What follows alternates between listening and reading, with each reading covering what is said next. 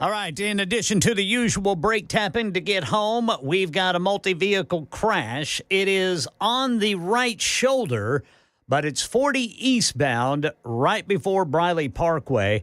That's going to be causing quite a bit of a backup where it's already slow going. Traffic every 10 minutes every morning on Super Talk 99.7 WTN.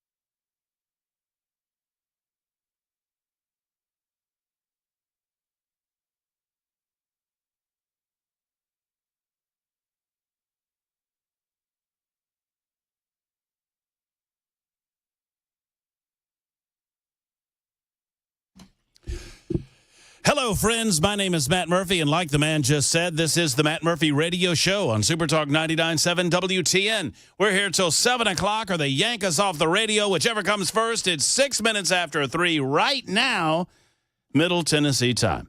It is also Wednesday, March 26th. You probably already knew that, but for you liberals in the listening audience, that's what day it is. You liberals just got up. We broadcast on, I can't help myself. We broadcast on plenty of different platforms. You can find us on the radio, the old radio dial, 99.7 FM, 100,000 watts of blowtorch power from the state line of Alabama to the state line of Kentucky and all points in between. Although I was told without any hesitation from folks up in Clarksville today. I saw them at this breakfast that I went to at the Music City Center. And fellas, I was told that in some valleys of Clarksville, we get a little, quote, staticky. Uh-oh. That's what I'm told. How's that? I know. That's what I said. That's what I said, Ken Weaver. We go all the way down to Huntsville and all the way up to Bowling Green. Boom. And I said, you know what I said? I said what radio people have been saying since radio was invented. Mm-hmm. I said, well, I'd get yourself another radio. You've obviously got a radio problem. Have you checked the batteries? Have you checked the batteries on your radio? But have you made sure to move the antenna? You got to adjust that antenna. You know what you need? You need yourself a clothes hanger. You put yourself a clothes hanger on that antenna. And some foil. Yeah, a little tin foil. A little tin foil on there. You'll be just fine. Yeah. And when all else fails, just download the app. We're on the app. I mean, that's all you need to do. There you go. But do all that other stuff first. That's the voice of Ken Weaver. He's in News Closet B. Hey, Ken. What's going on, boys? I don't know it, man. What about you? Man, it's been a day since I got here. Mm-hmm. It has been a day. I mean, we had the White House press briefing. We did. Where immediately when Caroline Leavitt opened up the questioning, boom, How do you define classified material? And then after that, I'm looking at the TV here, and I see Justin Pearson right up on State Representative Andrew Farmer. Oh, yeah. Shouting at Farmer and pointing in his face. And William Lamberth and Bo Watson and G.A. Hardaway hopping up to separate Pearson from Andrew Farmer. Justin's mad. Yeah. Big mad. And then we got Palestinians protesting Hamas. I kind of like that. Yeah. I mean, that's weird. Well, that doesn't happen very often, but, you know. Well, if you remember, Prime Minister Benjamin Netanyahu a couple of weeks ago in a direct message to Palestinians, the only way you're going to stop this is if you stop Hamas. Mm-hmm. Because if it's us, it's going to be bad. Right. We are going to need to come in and kill the people that are hiding behind you. Exactly. And if we have to kill the people that are hiding behind you, the possibility exists that some of you are going to get hurt too. Now, if you step out and point them out and say, hey, here they are, then perhaps we have a better opportunity to save your lives and to save your families and to save your livelihood and to save your nation. Or for what it's worth, your plot of land on planet Earth. No doubt. We'll talk about that today. We'll talk about all three of those subjects today on the Matt Murphy Show. And you'll hook Ken Weaver twice an hour or whenever he wants to break in with anything he has to say. There's Chris Webber. Hi, Brother Chris. The less I say, the better. I'm in a foul mood today. Can I tell Ken why? Yeah, go ahead. What happened? So we've cranked up a new podcast, right? Yeah. So, it's all podcasts these days, kids. It's not radio. That's old school. It's all about the podcast these days. And so Cameron Smith, who you'll hear from, you hear him from time to time when I'm out. You'll hear him later on this afternoon. He writes for the Tennessean, and he speaks on these airwaves quite often. He's family. Well, we have started a new podcast, and it's called All the Best Words. The concept is I say all the best words, he writes all the best words. Together, it's all the best words. All the best words. It's kind of a takeoff of, remember Donald Trump's, I say all the best words. I know all the best words. I know all of them. So we kind of said, well, that's a great name for a podcast. So Chris Webber is the illustrious executive producer of not only this radio show, but also of All the Best Words. Yes, sir. Which happens in a different part of the building. Brand new created podcast space. Mm-hmm. With, different types of things. So I'm going to say this. Chris Webber's not saying this. I'm going to say this. That it's been kind of a just get in there and figure it out on your own kind of deal. Is that fair? That's fair. Yep. So we did our first podcast that you cannot hear.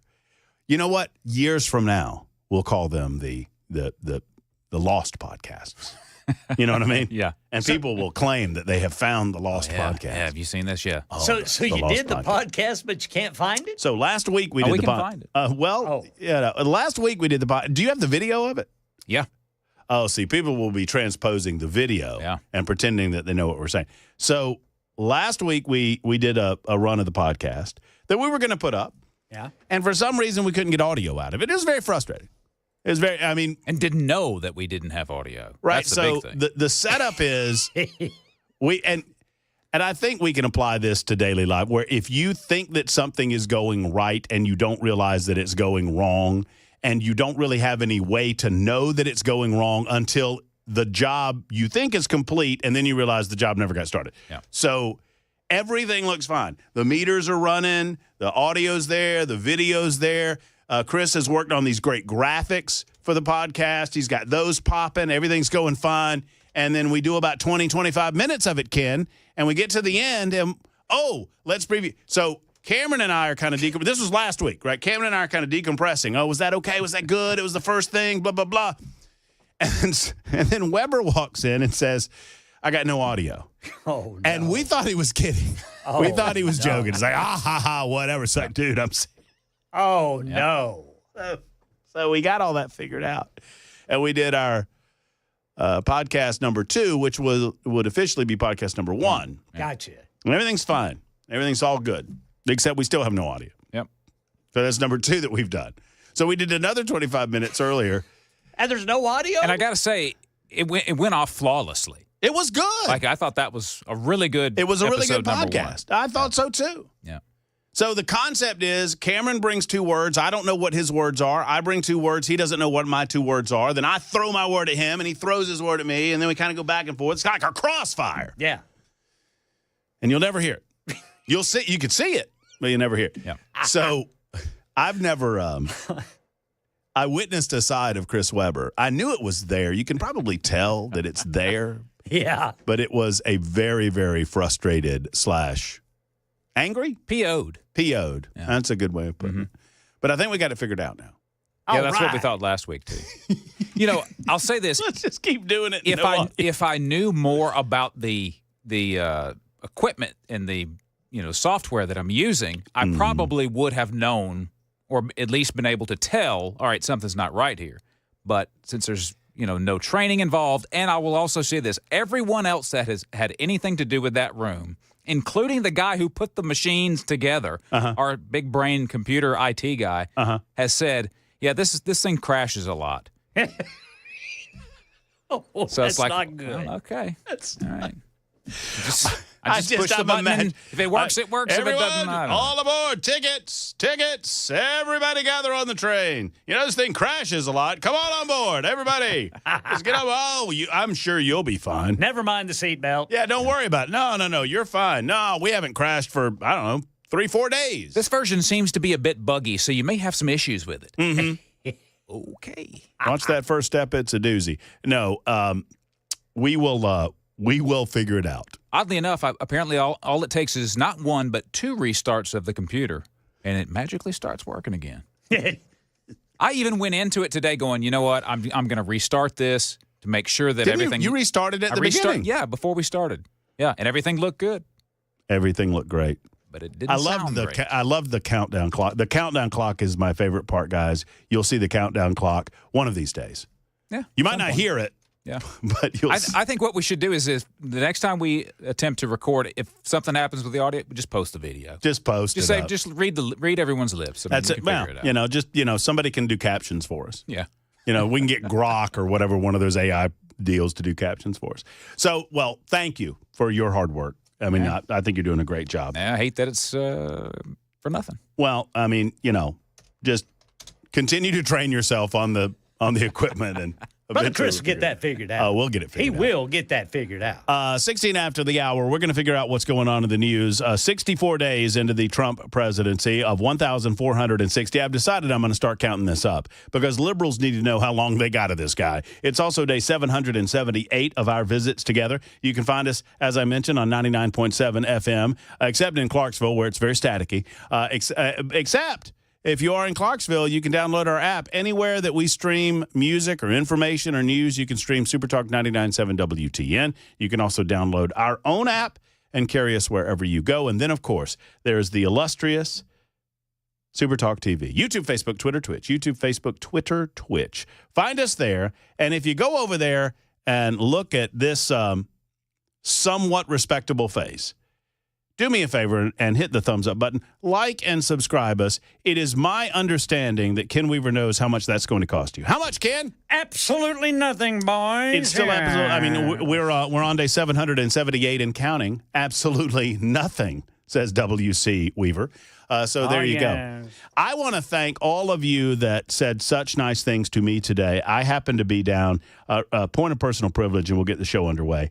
I was down at Music City Center earlier today, and I hope you guys, y'all had your ears burning in a good way because so many nice things said about Chris Webber, Ken Weaver, and the rest of the gang that make this show run. Many, many Murphy Show listeners down at the Men of Valor breakfast. I blame SuperTalk TV for the number of people. I don't blame.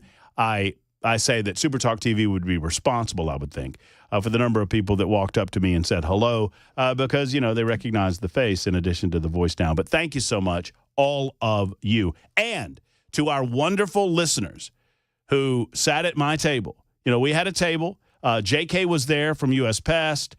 We had several other listeners there. I was there. Cameron Smith was there. But I have a special message to the listeners because we were supposed to get a photograph before our listening audience, our members, the winning members of the audience left. And I got up from the table, and I had to go try to find Cameron Sexton real quick, who was all the way to the front of the room. We were all the way, not all the way in the back of the room, but most of the way. And he was all the way to the front of the room. And I failed to say anything to our listeners before leaving, and then they had to leave. So I apologize if you are currently listening and you were a winner and you were sitting at the table. I am sorry that I did not properly say goodbye, and I mean that. I wouldn't have done that to you. I had to try to grab Cameron Sexton, and then I went all the way back, and the listeners were gone. Maybe thinking that I would not be returning. I apologize for that. Loved seeing every single one of you out there at the Men of Valor Breakfast. It's a wonderful organization. It does my heart so, it just swells my heart with pride for Tennessee that we're doing this in the way that we're doing it. Trying to bring men to God, trying to bring men to discipleship, and in the course of doing that, making Tennessee a better and safer place and costing us less money in terms of the prison system. It's just such a win-win-win-win-win-win-win at the end of the day. So thank you to Men of Valor. What a great organization. It's 20 minutes after the hour. For what it's worth, the non-story of the Signal app continues. I will break it down for you in our own unique way. I know you've heard about it a lot. We're not talking about it all day. Let's get it out right now. 615-737-9986. If you have anything to say about this, we got to do it in the next 20 minutes because I'm not spending all day on this tired-ass nothing story, and that's exactly what it is. That is exactly what it is. These are liberals and their sycophants in the mainstream media with nothing else nasty to say about the Trump administration. They dang sure aren't going to say anything good about the Trump administration, despite all the good that's coming out of the first 64 days, and they have seized upon this story. Is this story a problem? Is it an issue? Well, sure. Was it a mistake? Obviously. Does it need to be corrected? Of course. Are we lucky that more sensitive methods and sources and information was not imparted on this leak? No doubt. But what is it? A guy got included in an email, or rather a text exchange, that shouldn't have been included. Who among us have not had this happen to us? Now, I understand that it was sensitive material and sensitive data. I'll get into it in just a moment. We're not going to spend all day on it, but we will speak to it because you have to push back on some of these ridiculous narratives being offered by the mainstream political left. 21 after the hour. Just getting underway. It is Super Talk 99.7 WTN and the Matt Murphy Show.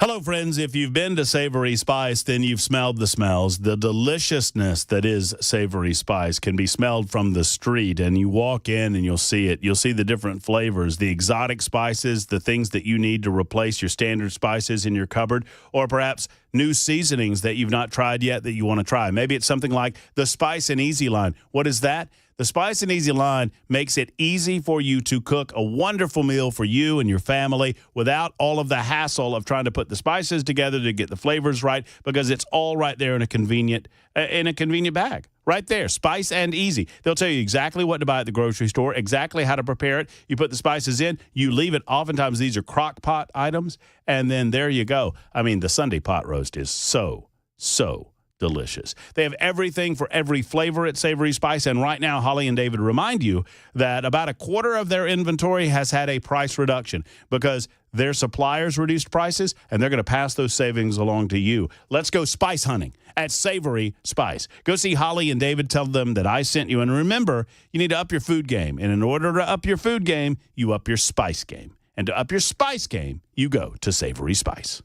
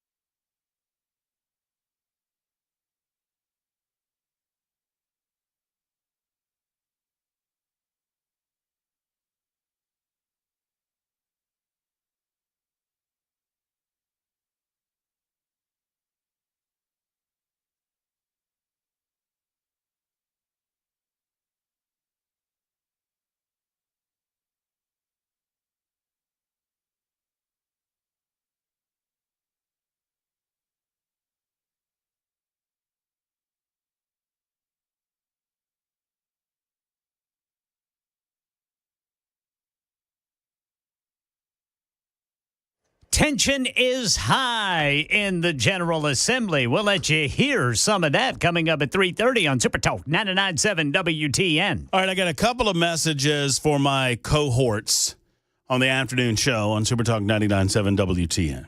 All righty. I'll start with Chris Weber. Chris, a loyal listener. Careful, whoever you are. On the Super Text line says. Out of the mood.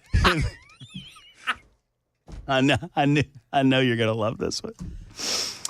In the spirit of Carl from Sling Blade, did you check to see that it had any gas in it? Ain't got no gas in it. Ain't got no gas in it. Mm-hmm. And number two, Ken Weaver, someone has asked what the hell you did to Joan Jones to make her sound like, Joan sounded like she was under the weather this morning, and someone's blaming you, Ken. I think she was giving somebody the business. Oh. I think she was giving somebody the business and her voice went out. Maybe so. 'Cause, you don't mess with Joan Jones. No. Absolutely I mean, not. she's very sweet. Mm-hmm. She's very pretty. Mm-hmm. But I'm telling you. Mm-hmm. Yeah. Sometimes those sweet, soft-spoken ones, that's the ones you got to watch. That's the ones you got to watch. Yeah, I think she was giving, and here's the thing. I bet you it was while she was driving home yesterday afternoon on where? I-24. Probably so. How's I-24 doing so far? Well, let's look here. Okay. Well, right now, it's red and yellow, which indicates, brake tap. A little bit of brake tapping. Oh, well, yeah, the fun hasn't started yet. No, sir. Yeah, it's it'll always get there, fun though. on 24. Oh, no doubt. By the way, I got to give Brother Jack Womack credit for that brake tapping. Little bit of brake A little bit of brake tapping going on. He's so soothing. Let me tell you. And traffic is a nightmare. Well, some stuff. Let me tell you, you're doing your job if someone mentions your name and everyone has an impersonation of you. Yes. And for Jack, everybody's, got a little problem over here. It's going to be good. And a little bit of brake tapping on 65 miles an hour. Looks like we got a 40-car pilot over there. Right. It's like, there's a 40-car pileup, but I feel a little better about it because Jack told me. Exactly. That's good. Look, you're dealing with two issues. One, for those of you that want to question the mode of communication amongst our senior elected officials or appointed officials appointed by the elected office of President of the United States of America. So there are people that are screaming that, oh, my goodness, we've got to, this is classified. Everybody wants to argue about whether they were classified, whether they were not classified. The point is this. Number one, was this an appropriate mode of communication? Now, there are some reports that suggest that in 2021 that someone said, hey, I don't think this is secure. Others have kept this on government-mandated and government-issued equipment as of this administration. And it was used throughout the previous administration. Now, let's back this up and get it to where the goats can graze on it, shall we? We all agree that government folk need to communicate with one another, do we not? Do we all agree that sometimes they can't be in the same room? Let's just try to disabuse liberals of this notion that they're supposed to be in the same room in some sort of top secret. What was it? It was Get Smart. We don't have a cone of silence, y'all. Remember the cone of silence on Get Smart? Where they put the cone of silence on and they couldn't hear each other? Remember that? He also had a shoe phone, which I absolutely loved. Agent Smart had a shoe phone. Missed it by that much. Maxwell Smart. Missed it by that much. I always thought that that other agent, Agent 99. Agent 99. I always thought she was good looking. Yeah. Even when I was a young kid. I used to watch that on Nick at Night. Yep. They ran, what was it? Get Smart. That's what it was called. Mm-hmm. Yeah, Get Smart. There's no cone of silence that exists, folks. So our senior level officials have to communicate in some fashion. There was a time when we communicated in parchment paper, and quill ink, and you would write and maybe you would code it in some form or fashion. The eagle flies upside down at night. Oh, send this to General Washington. Let's get that information to him. And then General Washington, oh, the eagle flies upside down at night. I know what that means. And then eventually you had, typewritten memo with the old typewriter. And then you encrypted all of that to make sure that the enemy couldn't get their hands on it and figure out what was going on with you. At some point, we had telephone calls. At some point, we had encrypted telephone calls. At some point, we had we were tapping the old wire there, the telephone. At some point, I'm sure we tried telewoman. Couldn't keep it quiet then. Pause for effect. Yes, good no. And then we have this. So do we not agree that there ought to be some form of secure communication? Now, I've not been told that this isn't secure. What did happen was someone was included on the communique that should not have been included. We'll talk about that in a moment, and we'll once again wrap it up. We're not doing this all day. We'll do about 10 more minutes on it, and then we're going to move on from it to other things. It's late. I'm late. 31 after the hour on Super Talk.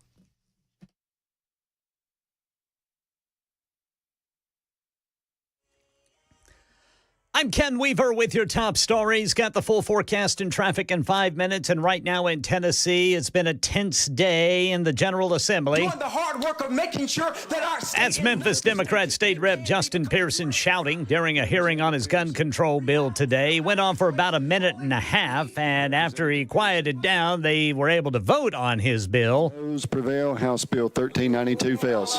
That's when Pearson rolled up to State Rep Andrew Farmer, shouting and pointing his fingers in Farmer's face. House Majority Leader William Lamberth and Democrats Bo Watson and G.A. Hardaway restraining Pearson. Farmer staying calm in his seat. Right now in our nation's capital, Press Secretary Caroline Leavitt says President Trump stands firmly in support of his national security team in the wake of mistakenly including chief editor of The Atlantic to a group chat among top national security officials about bombing terrorists over the weekend. We have said all along that no classified material was sent on this messaging thread. There were no locations, no sources, or methods revealed, and there were certainly no war plans discussed. Leavitt says Elon Musk has offered to put his technical experts on it to figure out how Goldberg was put on that chat to make sure it never happens again. Federal health officials are cutting $11.4 billion in COVID-19 related funds for state and local public health departments. Money that was largely used for COVID-19 testing, virus research, and community health jobs. The statement says the Centers for Disease Control and Prevention expects to recover the money beginning 30 days after termination notices, which began being sent out on Monday. And right now in the Middle East, hundreds of Palestinians in Gaza protesting against Hamas for a second day in a row. Men, young and old, marching through neighborhoods, chanting Hamas out, end the war, even release the prisoners. A reference to the 59 Israeli hostages. Protesters angry, blaming Hamas for the renewal of Israeli airstrikes. That's the latest news. Traffic and weather next. I'm Ken Weaver, WTN News.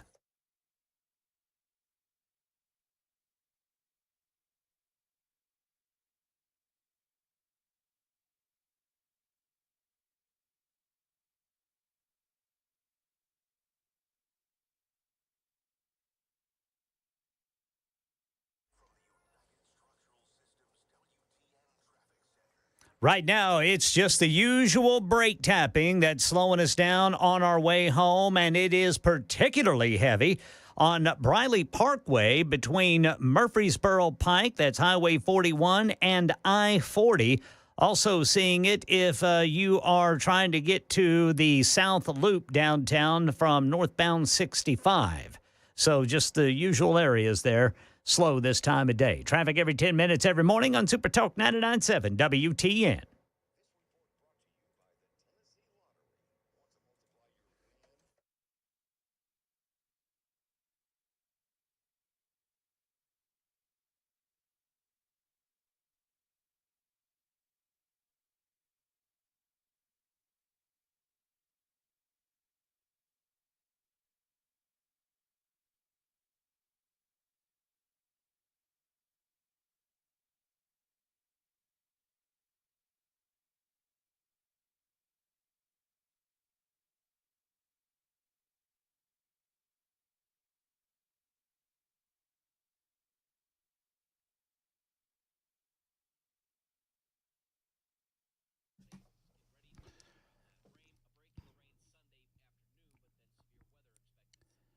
Anyone telling you that you have to wait to, quote, open enrollment period in order to make changes in your health insurance coverage, well, they're not telling you the real deal. Let's get with Shane Ring and Cover Nash and allow him to inform you about the real truth with regard to making changes in your coverage, because you can make changes this time of year. All you need is a qualified person like Shane Ring to guide you through the process. Shane will sit down with you and shop the entire health plan market so you know every health plan that's available to you and your family. You'll find the right one that's for you. Shane's not going to try to point you in any particular direction. As a matter of fact, he works for you. He doesn't work for insurance companies. He works for his customer, and that is YOU. Cover Nash also wants you to know how much you overspend on your coverage and how you can get ultimately paid back for your health insurance coverage. Ask Shane about that as well. Take control of your money and your health insurance coverage. Managed by you, not by the government. Shane Ring can help. Cover Nash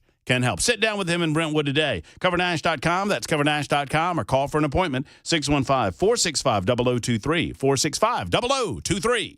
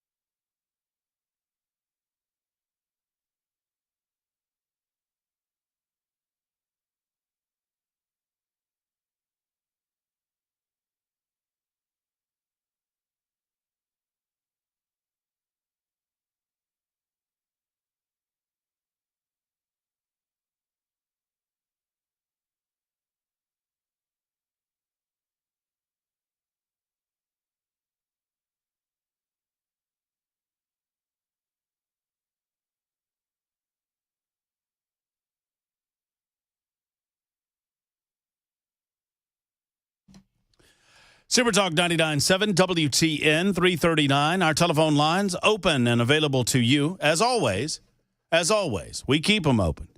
615-737-9986. I love turning a monologue into a dialogue or a dialogue into a trialogue, as it were. And you may do so by dialing up those telephone numbers. You can also hit us up on the Super Text line, 615-737-9986. More to come on the Representative Justin Pearson dust-up in the General Assembly today. We have the full audio for you, and I'm hopeful. I have reached out and spoken with Jennifer over there in the General Assembly, and she has communicated with Representative Andrew Farmer. They're still in session, and we are hopeful to speak with Representative Farmer, for what it's worth, to talk about his role in this dust-up, which wasn't much, frankly. If you've not heard, Representative Justin Pearson has not been in session for all of session. He appeared for one day voting on the school choice legislation, or the Education Freedom Act, the scholarship plan. He came to session, voted erroneously in favor of it. Like he voted for the legislation. And a lot of people are like, whoa, a Democrat voted in favor of this? Who was that? Oh, Representative Pearson voted in favor of it. He then eventually changed his vote, saying that his vote was cast in error. Part of the reason was probably his absence during the special session and now his absence during the General Assembly. He has been absent during that time because of a family matter. More specifically, as has been publicly disclosed, Justin Pearson's brother tragically committed suicide on December 1st of last year. Well, I'm going to leave the meat of the conversation along those lines to when we have Cameron Smith in studio with us. And I'm going to tell you why. Because I don't pretend to understand the pain that would go into losing a loved one to suicide. I don't. I mean, we all lose our loved ones at some time or another. We've all got it coming, kid, as was famously said in the fine film Unforgiven. You know, we all got it coming, kid, at one time or another. But thankfully, most of us do not have to go through the pain and what I can only imagine is the agony of a loved one taking their own life. Justin Pearson has gone through that. Our man Cameron Smith has gone through that. Cameron, some of you may know that his brother committed suicide years ago. I think he was 18 years old. And so Cameron can speak to that a little more directly. But I would say this, I know that you have to get busy living or get busy dying, and I do not begrudge anyone grieving in their own fashion. But at some point, I'll just leave it there, but to say that Justin Pearson came back to the legislative process with verbal guns ablazing, no pun intended, because they were dealing with gun legislation. We'll talk about that a little bit later on. Now, on the signal issue, the non-story that it is, the story is bottom line in this way. We have always expected that high-level officials would be able to engage in classified or at very least secretive communication regarding sensitive information about the United States of America, especially in wartime.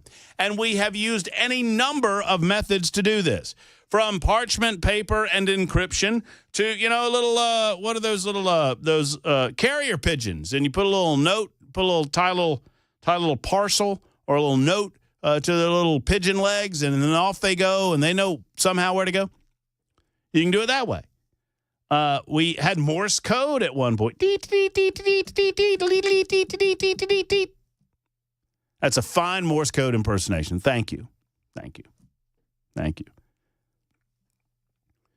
We've had any number of ways. The Germans, I've seen one of these. The Germans had an Enigma machine. Y'all know what an Enigma machine is? Fascinating piece of equipment. We had the Navajo code talkers at one point that were able to discern or figure out some of this encoded messaging during wartime. We've had telephone communication that ultimately led to encrypted telephone communication.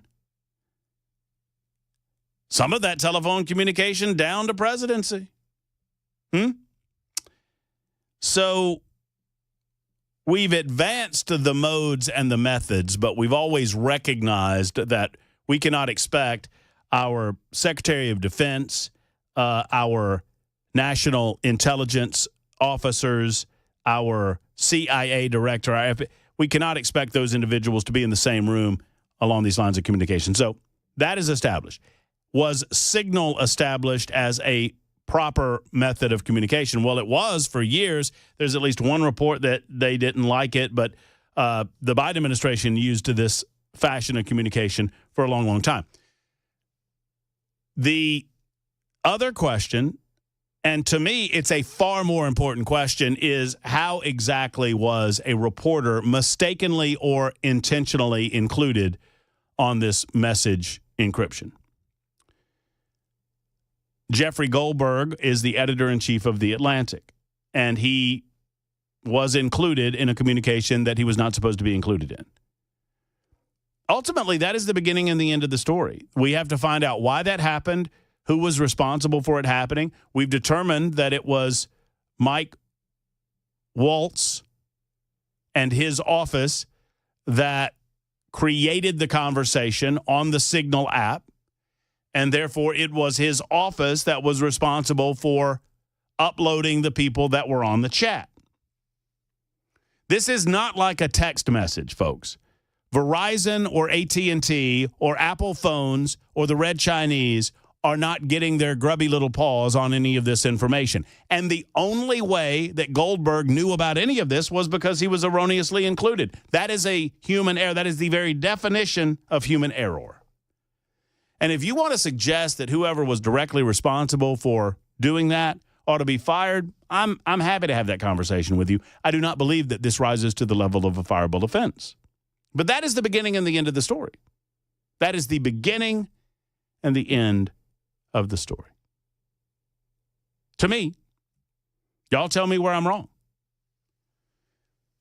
In the meantime, look who we've got on the line. Representative from the 8th Congressional District of the state of Tennessee, Congressman David Kustoff, is joining us on the phone. Hello, Congressman. How are you? Hey, good afternoon. How are you doing? I'm doing well. Did I screw up? This is a surprise to me. Is it supposed to be? I might have screwed something up on my end, David. I don't know. Well, I was told I was calling in with you today at 3:45, and I'm brother, Congressman, anytime you want to call us is a good time to call us. I absolutely love having these conversations with you.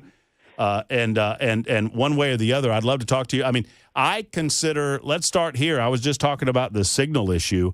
I consider it to be, is it a hiccup? Is it a mistake? Sure. I think all of us recognize that. I don't think it goes any further than that, at least in my mind. What about you? Well, I agree. And look, I think that I was with Senator Tom Cotton today at a press conference where we unveiled some legislation that is really important that affects the unlawful use of cell phones in prisons by prisoners. And Senator Cotton, who is chairman of the Senate Intelligence Committee in the United States Senate, was asked directly by national reporters about this issue. And he said what he knows, that there was no classified information that was contained on these Signal messages that went back and forth between our nation and our nation's intelligence leaders. And so, to me, that's full stop, conversation over. I will say that anytime, and this is the lawyer in me, because before I was elected to Congress, I was a practicing lawyer. I'd been a federal prosecutor. Anybody, man, who puts anything in writing on paper, in an email, in a text message, on social media, it is there. And so I just caution people: be careful what you put in writing, because at some point it's likely to be disclosed, whether you want it to be disclosed or whether you don't want it to be disclosed. Well, obviously, it is an embarrassment that this reporter was erroneously included. It seems to me that the media is latching on to this because they have no other negative news to report on the Trump administration. Just, I don't mean to be so, just so plain spoken about it, but that's what it feels like to me, David. What about you? Well, you know how these stories start, and you're right, and a lot of the media is left leaning, and they are not positive towards Trump, which is, I will say, a little bit ironic in that he has talked more to the press on the record than I think Joe Biden did in his 4 years in office, and Trump's only been in office now 2 months. He sits down with anybody and everybody, and he will talk for a long time. So I don't know why the dislike is there for the media with Donald Trump, but I think that's the case, and they're looking for anything that attracts clicks and social media hits, and so they've got what they've got. But most people who live in my district, and I suspect most people who live in Tennessee, they're concerned with the issues that they were concerned about before the election and after the election. This doesn't rank as a priority for them. Congressman David Kustoff is with us today talking about activity in Washington, D.C. on the Matt Murphy Show. Congressman, one of my concerns, and maybe I'm not seeing it because perhaps the media is too worried about this Signal deal to report on it, is do you sense an urgency to codify some of the executive orders that Trump has managed in his first 64 days in office. Maybe that is happening behind the scenes, and it's kind of bubbling below the surface, and we've just not yet seen it. But I just feel compelled that the House and the Senate, while we have the opportunity, while the the steam is behind the engine, if you will, to get some of these things done. I've been watching a documentary on the History Channel, 6-part on Thomas Jefferson, and I think we all know this. There's been this struggle going back to the founding of our nation between the powers of the executive branch and the powers of the legislative branch, and who controls what and who's got the authority to do what. I applaud President Trump on the executive orders that he's issued in regards to Doge and the cuts and whatnot that Elon Musk and his team have identified. I do think that there are a number of those that Congress has to ratify. It is within Congress's authority to do some, because we control the purse strings. But I will say that I really do appreciate all the findings that Elon Musk has turned up and continues to turn up, because, frankly, he's identified a lot of things I didn't know about, and that I think the American people didn't know about. And whether I should have or not is a different issue, but he's really gone in and done some good work. So there are some things that Congress is going to have to act on, and Congress will have to codify. But for the majority of the executive orders, I think that the folks in my district, in the 8th Congressional District of Tennessee, say right on. We appreciate President Trump and his strong leadership and acting on these very important measures. You mentioned Senator Tom Cotton, and I know that you have worked with Senator Cotton on this bill regarding the jamming of cell phones in prison system. This seems like a no-brainer to me. I mean, do you expect any opposition to this? And explain it to the folks who might not be familiar with the more intimate details of it. Yeah, well, so let me go backwards. I want to credit Senator Ed Jackson in Nashville, who is from my district, who several years ago brought this to my attention, along with folks with the Tennessee Department of Correction.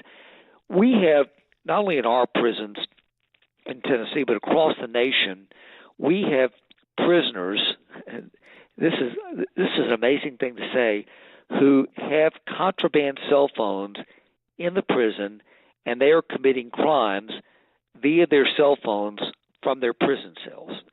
So the first thing is, these men and women should not have cell phones in prison. It is not allowed. But they are snuck in. They are dropped into the prison yard by drones, and so they get them. And we have worked with Senator Cotton to introduce legislation, which I filed today in the House of Representatives. He filed today in the Senate, which would essentially give the prison wardens, the people who operate the prisons, the authority to jam the cell phone signals that are being unlawfully used by prisoners from within the prisons. And you're right. This is common sense. It shouldn't happen. I talked today to the media about this bill. Senator Cotton talked to the media about this bill. Our Attorney General, Jonathan Skrmetti, who a long time ago, Matt, worked for me when I was the U.S. Attorney in the Western District, and he was an assistant U.S. Attorney with the Department of Justice, and would travel all around the country. I've talked a lot with Jonathan Skrmetti. We had our TDOC Commissioner Strada, who is in Washington today, who talked about the importance of it. The pushback, if you will, probably comes from groups like the ACLU, and they'll have unique arguments. There may be some opposition from the cell phone operators, from the AT&Ts, from the Verizons, from the T-Mobiles, and if there is concern, it would be that they don't want anybody who is innocent, if you will, have their cell phone signal blocked. But the technology is so good that you can identify these cell phones that don't have the authority to be operating Right. within Right. a prison, and you can jam the signal. Well, David, I mean, I look forward to future conversations about this legislation. I would think that it sails through both the House and the Senate with bipartisan support. At least I would certainly hope so. Keep us up to date. I'm sorry that we have to suspend it there, but we do. But keep us up to date with everything that's going on in the 8th Congressional District, everything that's going on with you, and we appreciate your time as always, David. Thank you for coming on with us. Thank you very much. Have a great day, and thanks for everybody who's listening. There's Congressman David Kustoff joining us for a few good minutes, regardless of whether the host knew he would be or not. It's 56 after the hour on Super Talk.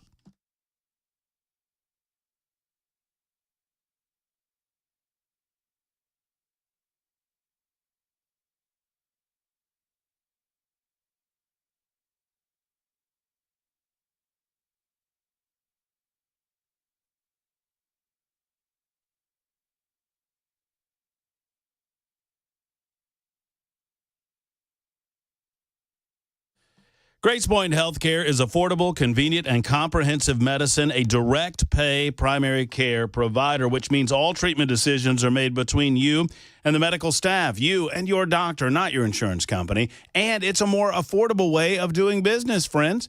I mean, if you enroll in the basic Smart Care plan for just $69 a month, you get free office visits, free basic labs and diagnostic testing, and all available to you for that low point of $69 a month. That's just incredible.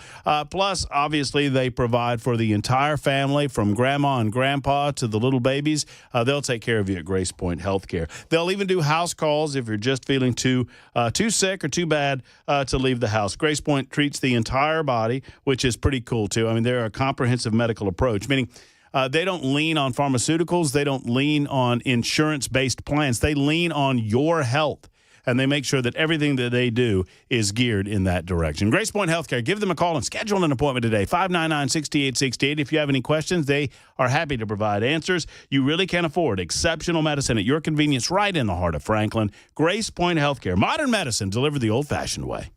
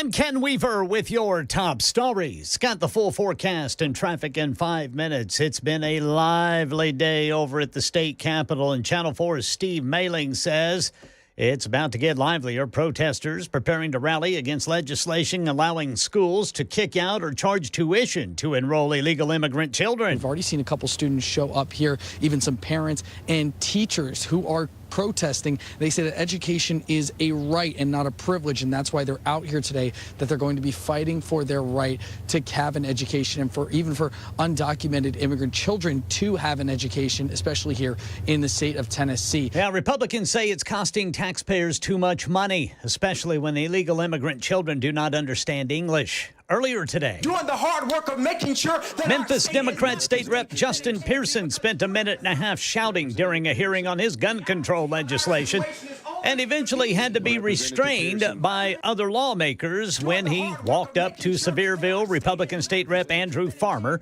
putting his fingers in Farmer's face as Farmer sat calmly. Pearson's bill had just been voted down. And Defense Secretary Pete Hegseth responding to questions today about a reporter mistakenly included to the group chat he and other top administration officials were on before airstrikes on Houthi terrorists last weekend. No units, no locations, no routes, no flight paths, no sources, no methods, no classified information. His job? As it said atop of that, everybody's seen it now. Team update is to provide updates in real time. General updates in real time. Keep everybody informed. That's what I did.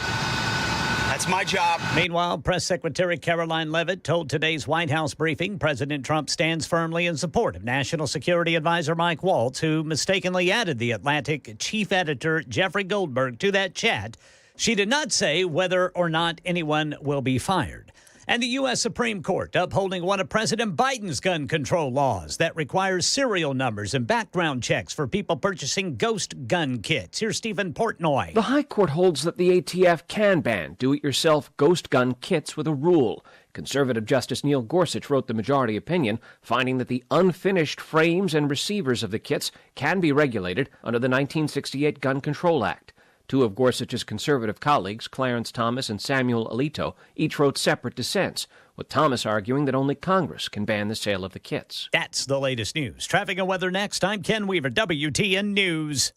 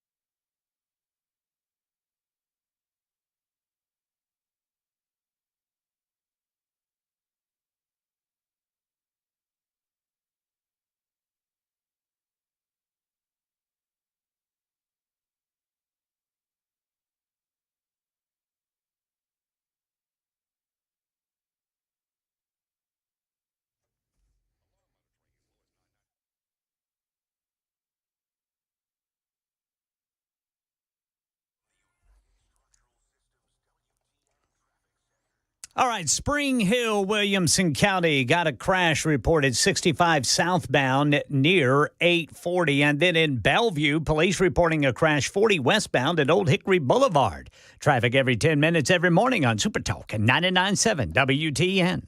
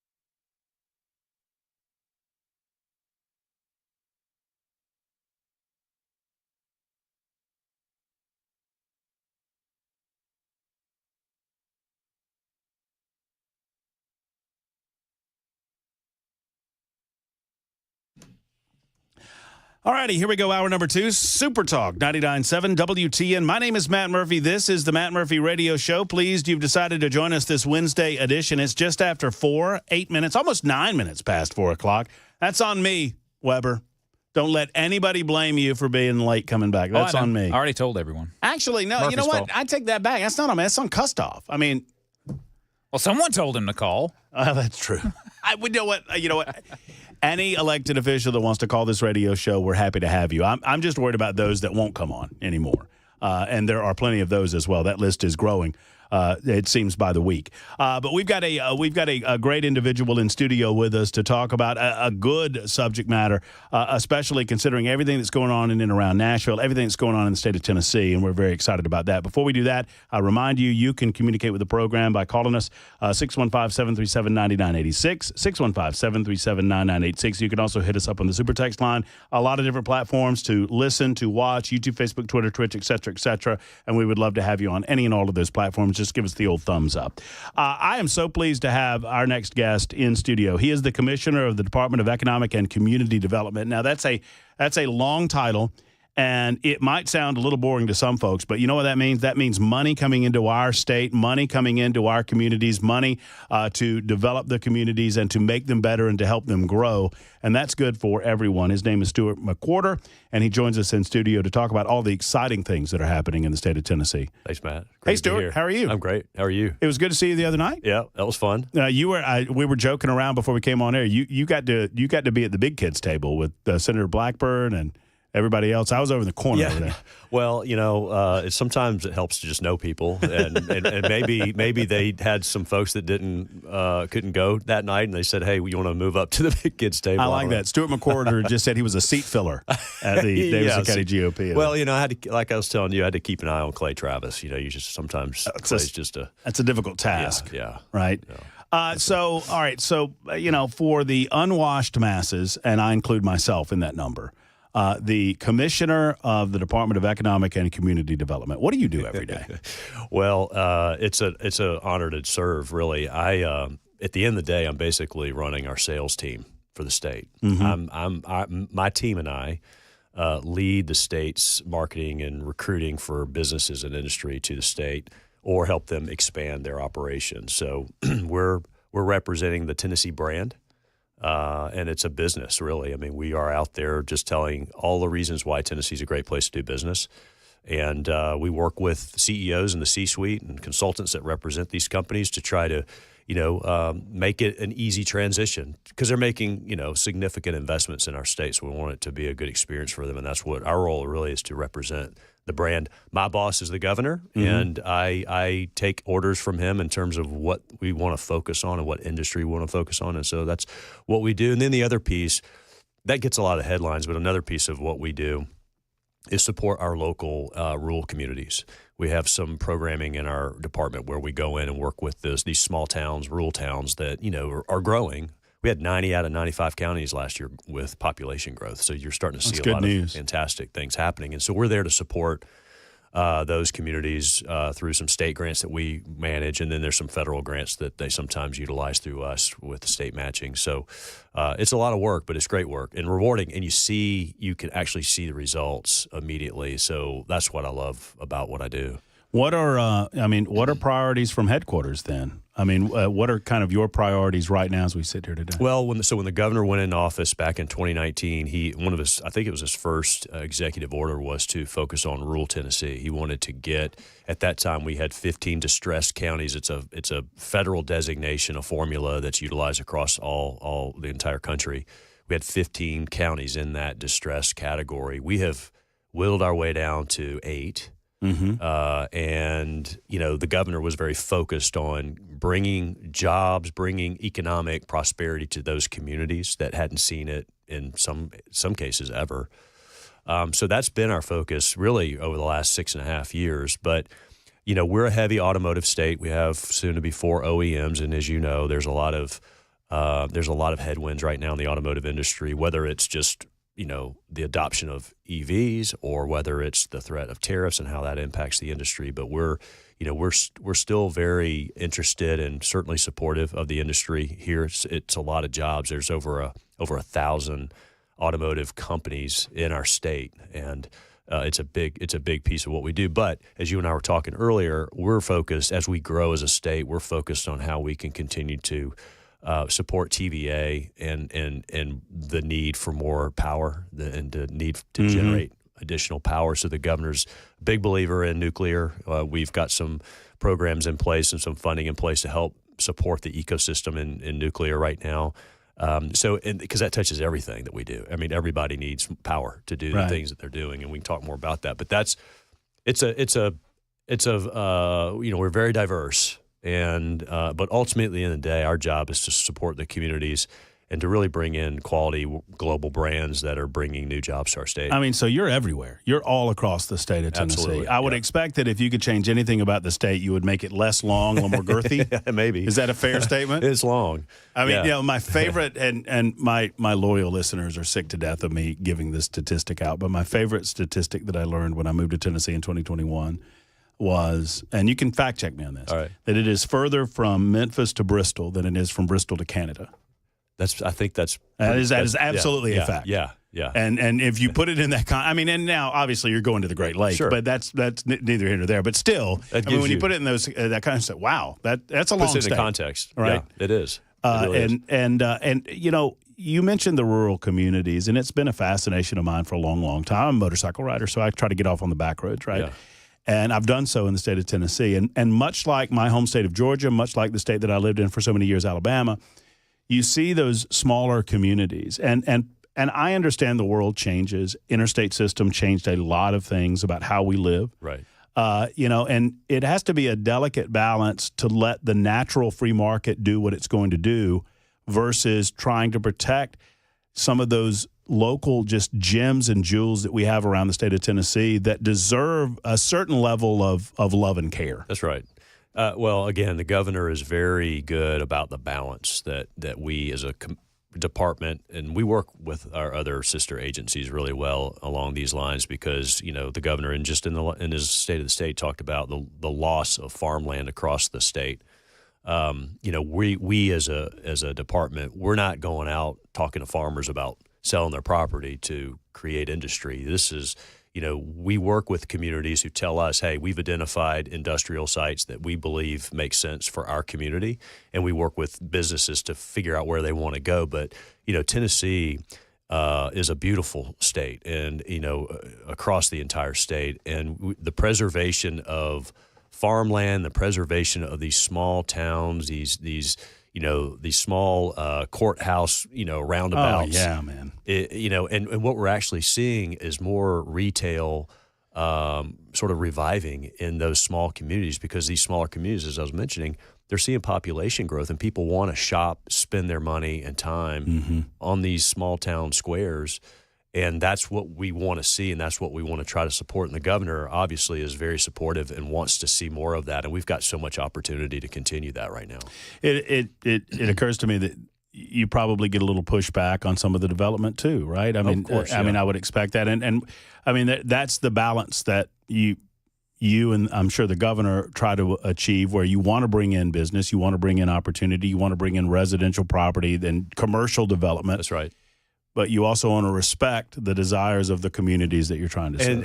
And we put a lot of emphasis in our local partnerships. So we work with every county mayor, every city mayor, every chamber of commerce, and every one of these counties that are in our state, because we want to know from them. Tell us however you define economic development is what we want to help you with, and they're all different. We don't prescribe anything to any of them because that's a recipe for disaster. We're not going to ever do that. We listen closely to them. We have a really good relationship with all the mayors across the state, and they'll tell you. They're not ashamed to tell you what they want, and they have the data and the reasons to support that. And then we take that in, and as we talk to industry, we try to match that up that makes the most sense. I'm not the smartest guy around, Stuart, and Stuart McWhorter is our guest. He is the head of economic and community development in the state of Tennessee. I'm not the smartest guy around, but I would think that as you are talking to business and industry around the country and around the world, at one of the maybe on the top of the calling card in terms of why Tennessee, I mean, obviously the topography, the state itself, et cetera, but a lack of income tax, I would think, would be a big deal for business, because that is almost an automatic, if they have a price point that they want to pay their employees, that's an automatic raise for those employees in the state of Tennessee. 100%. Yeah. No income tax is a big selling point for us, and we're thankful to have that. We're thankful that our legislature and the governor support that. We also are it's a great place to live, the cost of living. You get a raise with no income tax. In many cases, you get a raise when you buy a home here, or, you move your family here. But we just, as you probably know, we last session cut our franchise tax. So again, another business tax cut that went to, a lot of the businesses, particularly small businesses. That was, another gain for them, another win for them as well. But we have, whether it's workforce, which is huge, the governor says this pretty much everywhere he goes, particularly when he's with us, is the states with the workers are the ones that will win. So we've emphasized a lot of technical training. We've invested over $1 billion in our TCAT technical school system. We support a lot of the four-year institutions. We have great research development partners across the state that are not only doing the research development, but they're training the future workforce as well, and that's huge for us. And we're attracting people to our state. We have a lot of migration to the state, but we're also, I say we, higher ed, all of our education partners are doing everything they can to keep their students once they graduate, keep them in Tennessee. We want them to stay and work and live and raise their family in our state. Before we get to specific, I'm curious, if some of the calling card features are, the price and cost of living and lack of income. I mean, what are some things that you hear that are challenges for businesses, if anything? Well, I mean, just as much as it's an opportunity to have a workforce, that's going to always be a challenge.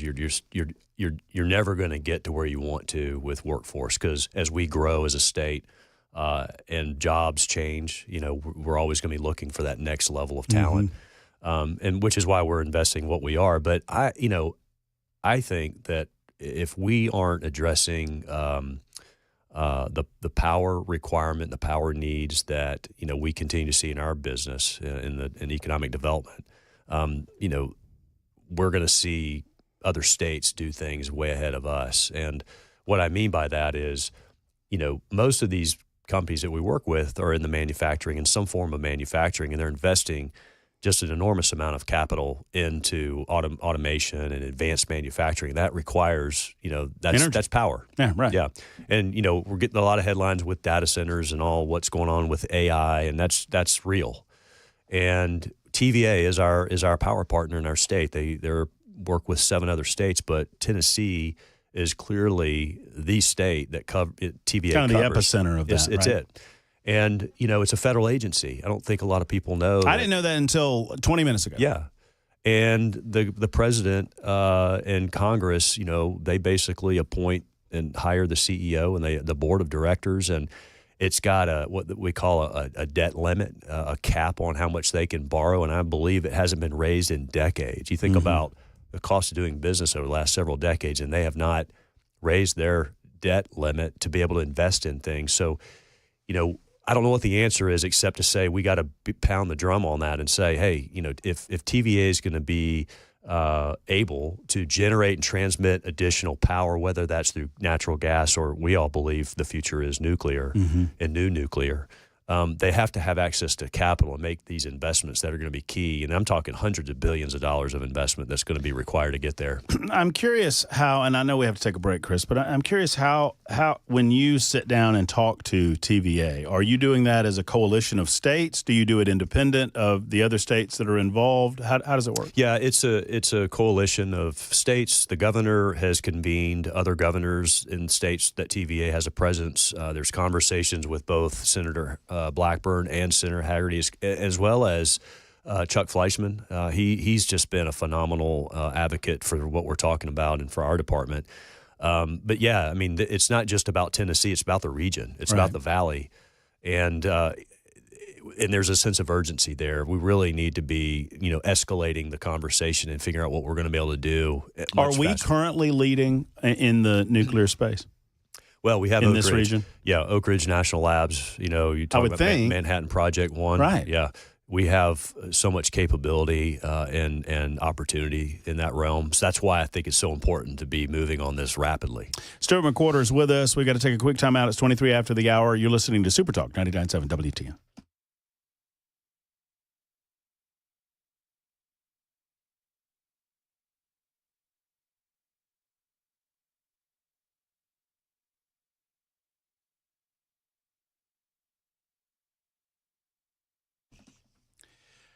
Friends, I mentioned at the beginning of the show, I had the opportunity to attend the 2025 breakfast for Men of Valor. Probably 1,700 or so people there, but the most special people, if you were there, you saw them, were all of these men in blue shirts that said Our Father on the front of them, and they had a wonderful Bible passage on the back. Those are graduates of the Men of Valor program. Those are individuals that had lost their way, had found their way into the criminal system, had found their way to the bad side of things. And as Carl Carlson, the founder of Men of Valor, said at one time that they were takers in the community, and Men of Valor turns takers into givers for our communities, and they turn individuals who have lost their way and truly lost their lives into individuals that have belief that they can make a better life for themselves, for their family members, and they truly become contributors to their community. And they don't cost our community so much money.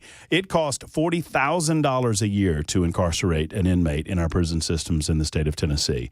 And it does not cost you nearly that much money to at least consider donation or volunteering with the Men of Valor program. What a wonderful organization it truly is. Go to movministry.com. That's movministry.com to find out more about how you can give to Men of Valor.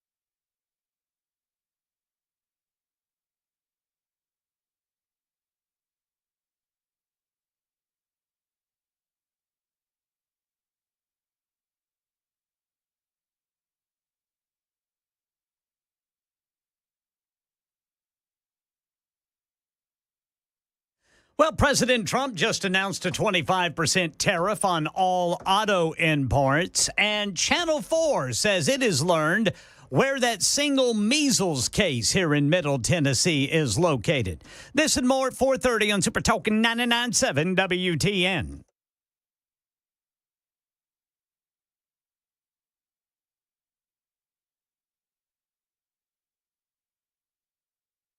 Super Talk 99.7 WTN. Just a minute or two left in this segment. We've got news coming up, but I've locked the doors, and Stuart McWhorter will be here for the foreseeable future. We have too many questions to ask him about regarding economic development. We were on the subject of nuclear energy, and the future seems to be, and you tell me if we're advancing the case for, and you told me what is small modular, right? Yeah, small modular reactor, SMR. And these are, it's different, sadly, nuclear energy still has this this perception around it of 3 Mile Island, Chernobyl, Right. these types of things when I was a kid.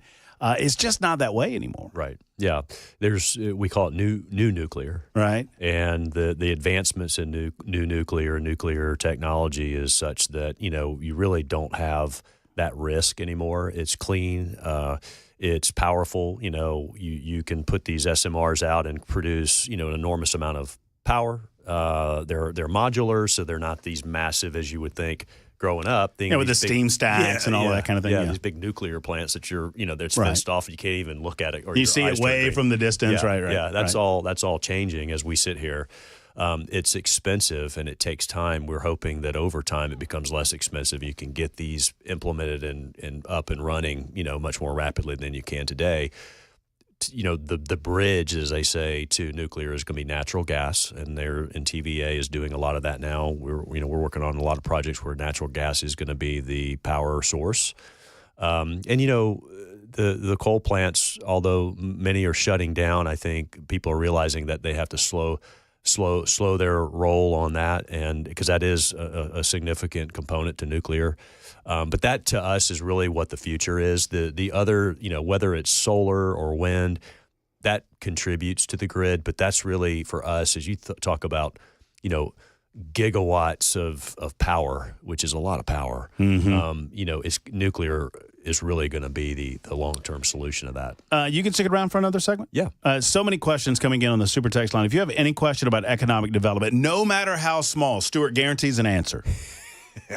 I just made that up. Yeah. But I have questions about East Bank. We've got other questions about projects that are of interest. And if you have any, 615-737-9986, get them in on the Super Text line. We'll be back in a moment. Time for news on Super Talk.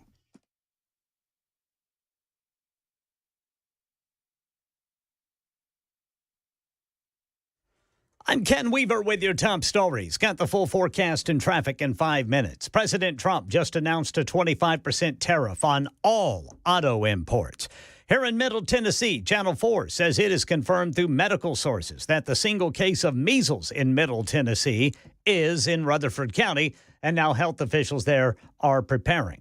Right now at the state capitol, students and teachers are among protesters at today's House Education Committee hearing on legislation allowing schools to reject or charge tuition to enroll illegal immigrant children. Channel 4 Stacey Cameron's covering it. Democrats and large groups of demonstrators that we've seen say it's an illegal bill, it's racist, and it's mean because it's targeting Hispanic kids. But Republicans say no. The bill's about getting the cost of educating these students down, and hopefully it'll do something that spurs the federal government to do a better job with governing illegal immigration. Republicans want to get it to the U.S. Supreme Court in hopes of overturning a 1982 law that says kids, no matter their citizenship, have a right to a free public education.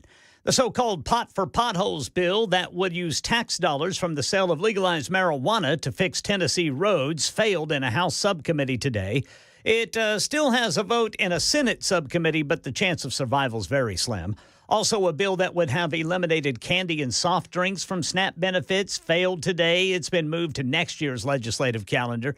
And the Trump administration still getting questions about the group chat among top national security officials that mistakenly included a reporter. Defense Secretary Pete Hegseth today in Hawaii. My job, as it said atop of that, everybody's seen it now, team update, is to provide updates in real time. General updates in real time, keep everybody informed. That's what I did. He repeated that there were no units, no locations, no routes, no flight paths, no sources, no methods, no classified information included. And Press Secretary Caroline Levitt. Elon Musk has offered to put his technical experts on this to figure out how this number was inadvertently added to the chat. Again, to take responsibility and ensure this can never happen again. That's the latest news. Traffic and weather next. I'm Ken Weaver, WTN News.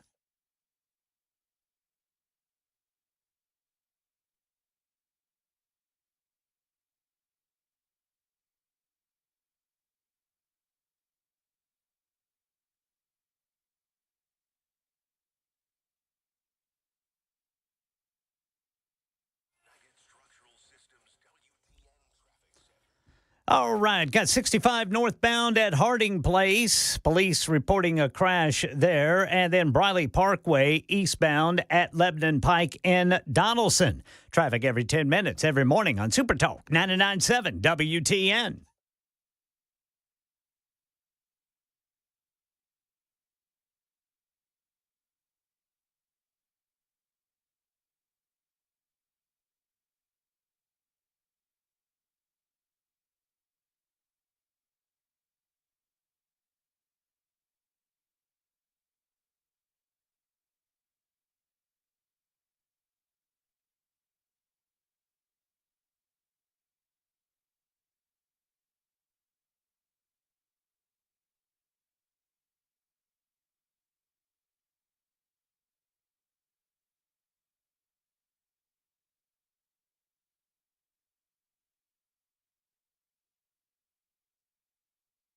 So when I first started talking to you about Dr. Poss and the Sleep Apnea and TMJ Solution Center, he had yet to bring on board Dr. Brian McLaughlin. He now has Dr. McLaughlin. They have two different offices, one in Brentwood, the other in Murfreesboro.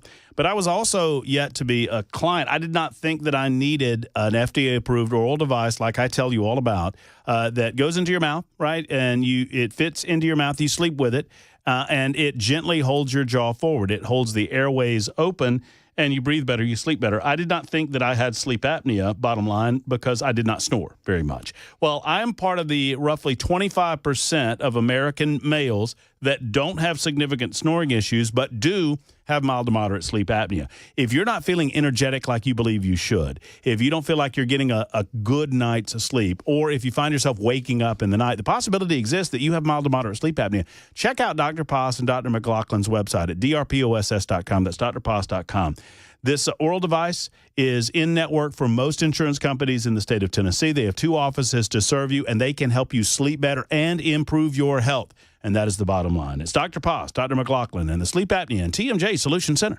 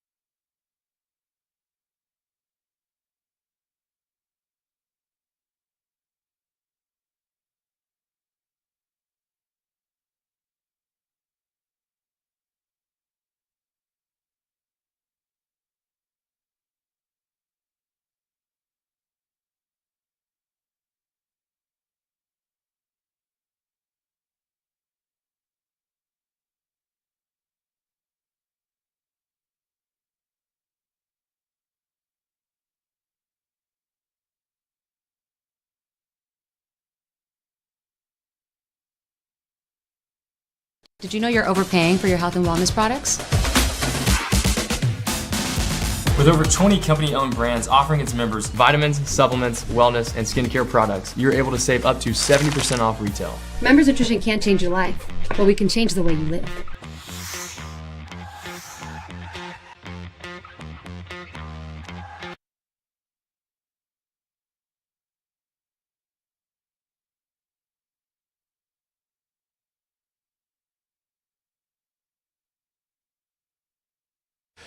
Super Talk 99.7. One more good segment with our new friend Stuart McWhorter, who is the Commissioner of the Department of Economic and Community Development. Such an important role under the governor's office, and so many of you have asked questions of him. I'll try to get to many of those in just a moment. I mean, I don't want to limit you just to the Nashville community, but I would humbly suggest that it has to be one of the bigger economic development projects and opportunities in the state of Tennessee right now, what we're seeing on the East Bank. Would I be right? No, you're right. It's exciting to see, that coming together with the new stadium, starting. We've got Oracle building, which is going to be, their world headquarters.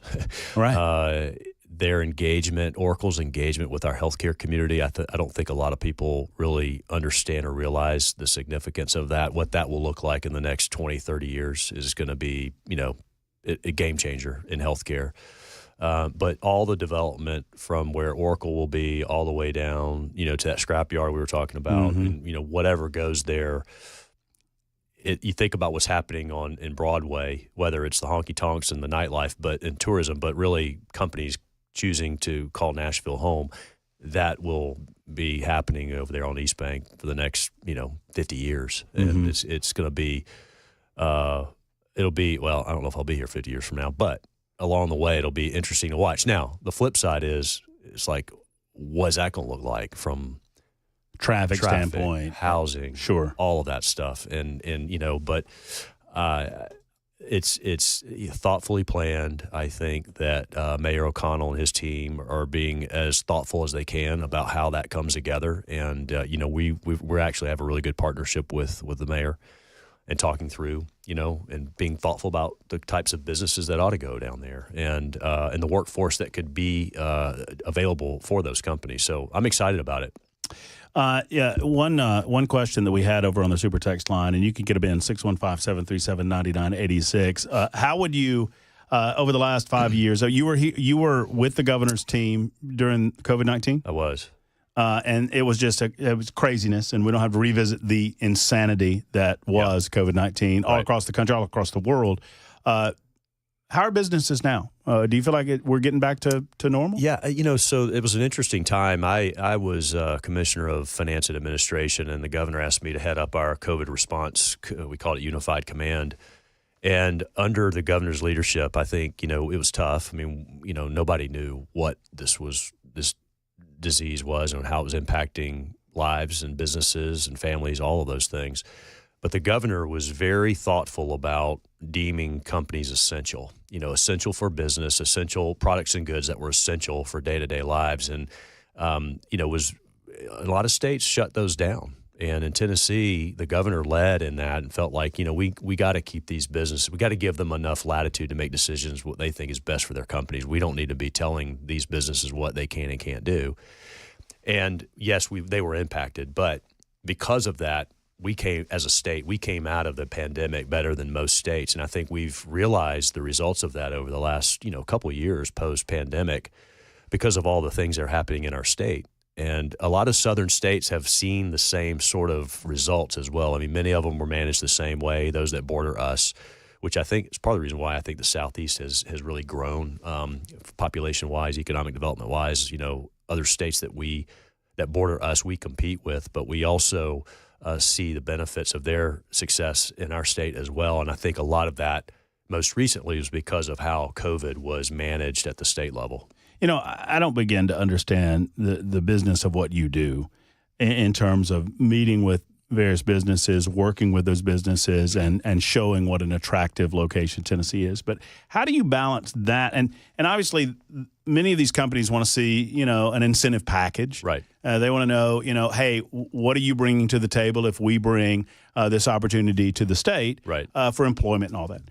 How do you balance that against the businesses that are already here? And it's been a longstanding interest of mine that you want to protect those businesses that have had a longstanding relationship with the state. At the same time, you need to offer some incentives for these other businesses to come in. Yeah, no, it's a great question. And again, we work closely with these communities and talk to the business leaders of the chambers to have these types of discussions. One thing that probably needs to be said is that on our business development side of the house, we do projects like that. 70% of our incentives are to companies that are already here expanding. So they've made a commitment. Yeah. They're not coming in from some other place. Mm-hmm. So we're working with those that are already seeing success and they want to grow and add more employees, make more capital investment in our state and in these communities.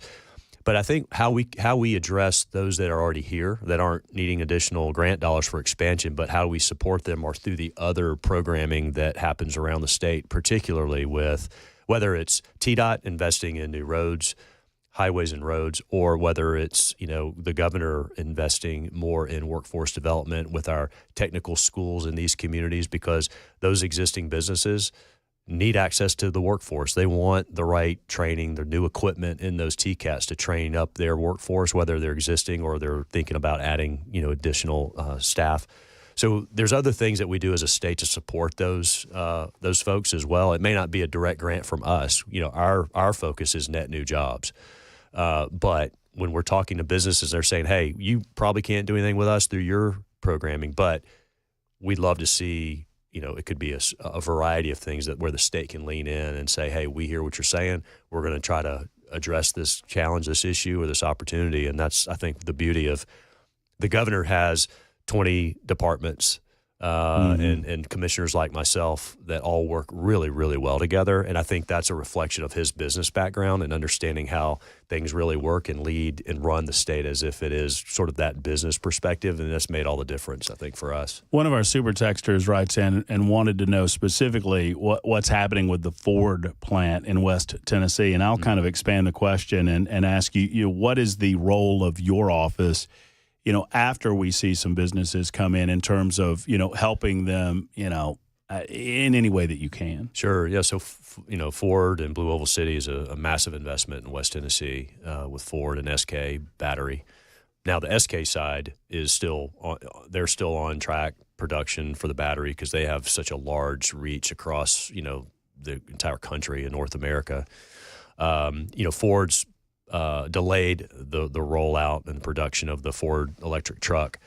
Look, I mean, it's a business decision that Ford has to make. They're not the only ones. All the automotive, OEMs are dealing with, a variety of challenges right now. I think for us, we just want to be supportive as we can with the companies. They've got, outside of the project itself, in these communities, they're talking about workforce and housing. So we're trying to address those housing needs. May not be through our department, but the state is.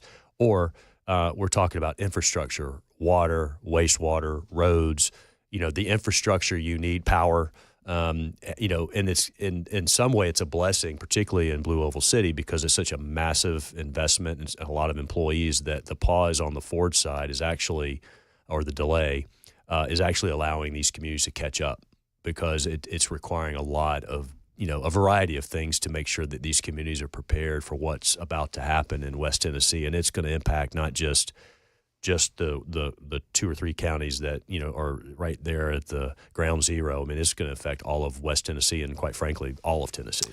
And someone says to me that it's called DT Energy, not Ford. I was just reading I did not know that. I apologize. I'm just reading the question as it's written. Create this is good. I love my listeners. Can you ask Stewart to create a Tennessee Department of Pothole Fixing? Well, that's probably not necessarily your direct line of area of expertise. Maybe TDOT could come up with some creative program there. I did a deep dive on potholes in Tennessee, and people don't understand that the asphalt that's used in Michigan and the asphalt that is used in Florida, They're completely different mixes and completely different blends based on the climate. And in Tennessee, man, the climate is just right there at that strange zone where it gets cold enough and it gets hot enough, and so. Well, maybe that's an opportunity for entrepreneurs in our state to come up with, let's big the Tennessee mix, come up with our own recipe. So what's next? What's on your plate that you're excited about? Anything come to mind? Well, look, we've got a year and a half or so left of the governor's second term. And, he's challenged our department and other departments to think boldly, think innovatively, so we're taking on the challenge. We want to, oftentimes you have elected officials finishing out as, sort of a lame duck, but I know Governor Lee wants to finish strong and leave a legacy, and more importantly, hand off to the next administration, the next governor, some, great product that's just humming along. And that's what we're really focused on. So, I'm excited about, we're maybe a few weeks out from session ended with the General Assembly. I heard it was quite we'll get into that next hour. It was adventurous today, to say the least. So once that wraps up, we'll be preparing for next year and the final year of the governor's second term. Does that surprise you? I mean, just on a personal level, you mentioned to me, I guess it was off air, that the governor asked you to be a part of his team, and now you can see the finish line. I know, it's crazy. At least for his term. Yeah, right? It's just gone by so fast, and he was.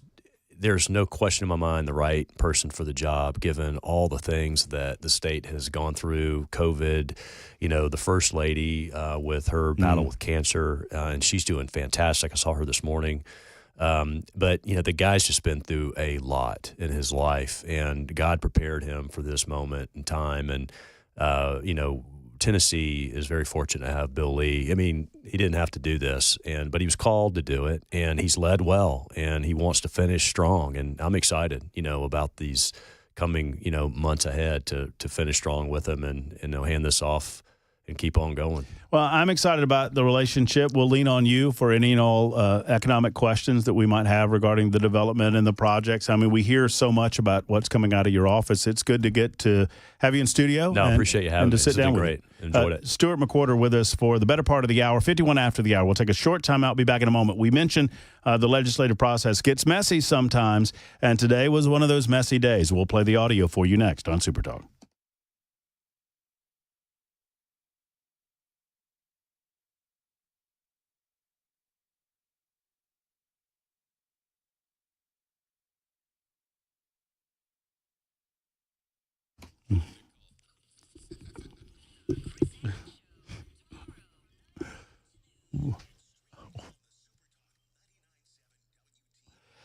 All right, friends. So, it's that time of year. I told you it would come, the time where I tell you to call Jeff Eddy in Efficient Heating and Cooling and get your AC maintenance. You've probably cranked it up once or twice over the course of the last couple of weeks, and you have smelled that smell. You smell that smell because you haven't run your AC in a while, and it's dust and dander. I don't know what dander is, but they say dust and dander simultaneously. And all the other things that are burning off the coils and whatnot. You need to get the thing cleaned.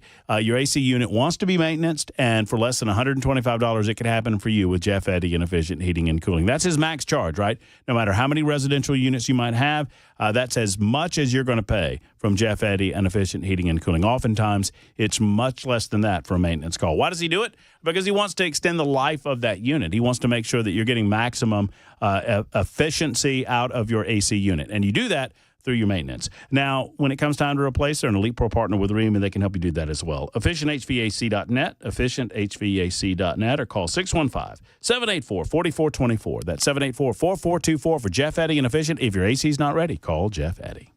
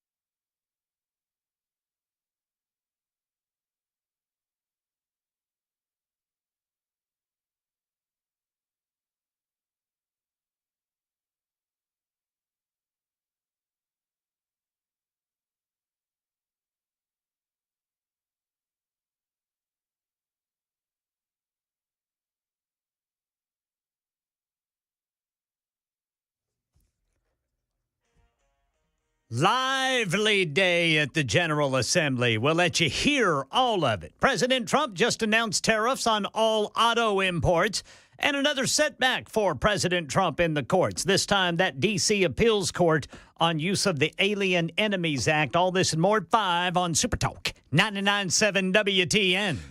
Thank you much, Ken Weaver. All right, I'm just coordinating. Hopefully, we will have Representative Andrew Farmer next hour on the show. I'm working that out in real time. It's 58 after the hour. Super Talk 99.7 WTN. Already today, we had Congressman David Kustoff coming on the program with us. Stuart McWhorter, who is the Commissioner of Economic and Community Development, in studio with us, talking about some of the activity happening in and around the state of Tennessee. Did I hear you right, Matt? Writes a super texter.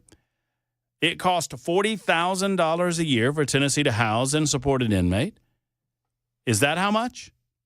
I have 8 employees under me in an aerospace manufacturing company. They only make $40,000 a year. That tells me they would be better off being a criminal. Well, they would be in prison.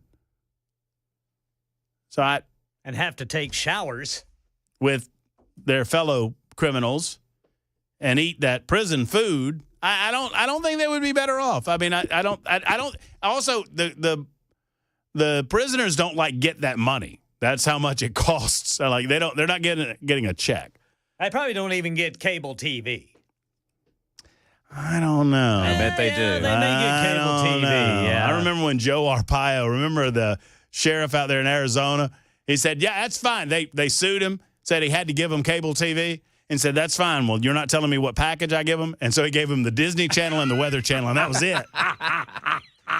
Hey, it's Arizona. It's 98 degrees and hot. Enjoy your pink undershorts. All right, it's halfway home. It's time for the news on Super Talk.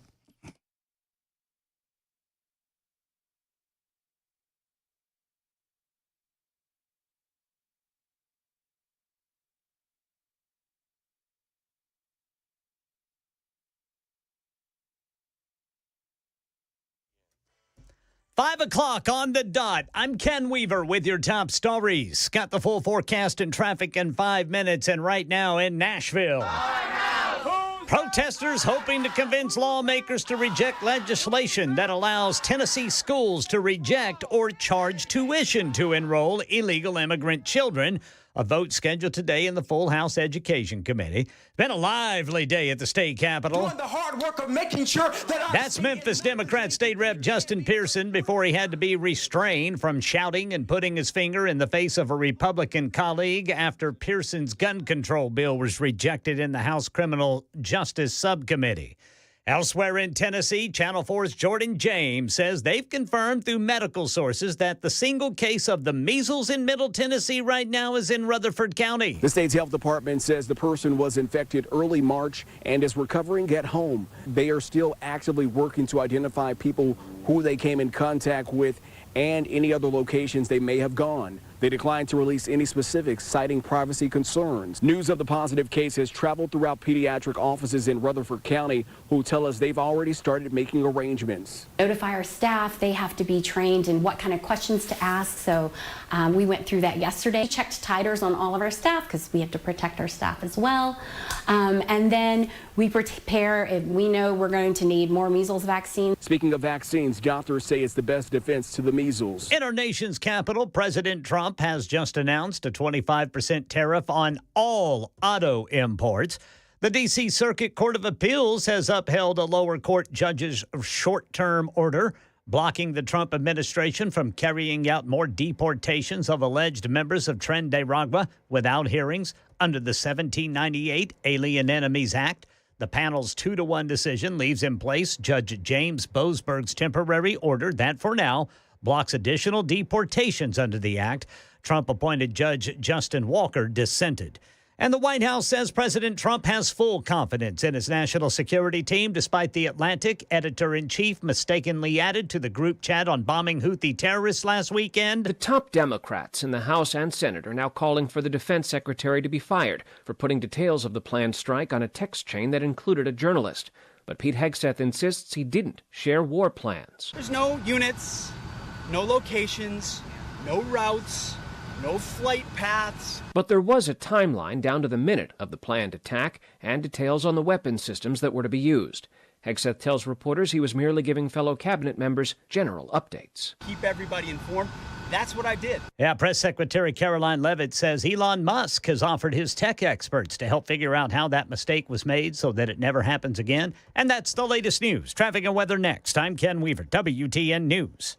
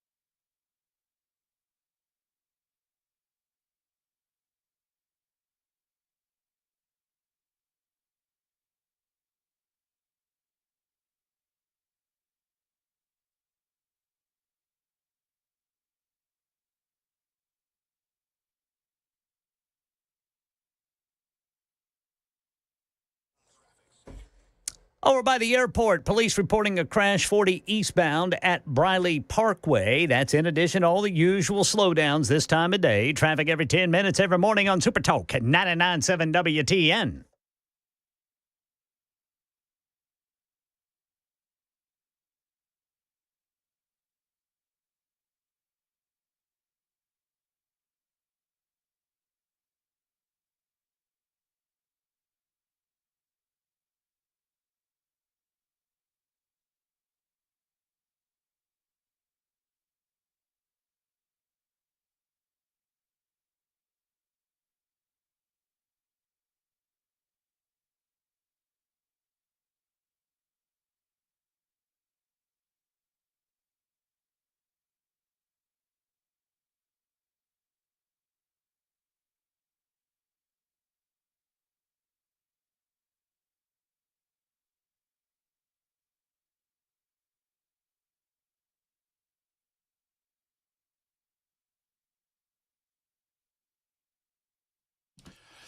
You know, you would think after 25 years, almost half of my life, hosting a talk radio show, that I would know better than to put a dramatically powerful mint in my mouth before starting another hour of talk radio. You didn't. I did.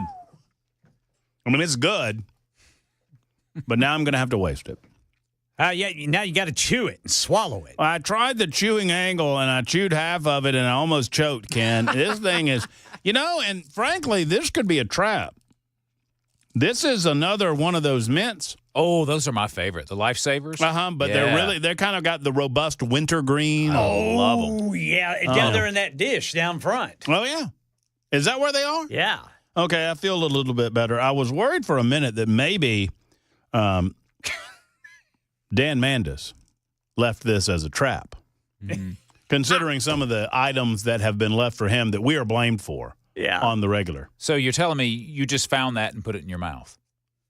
It was in a little package. Just clarifying.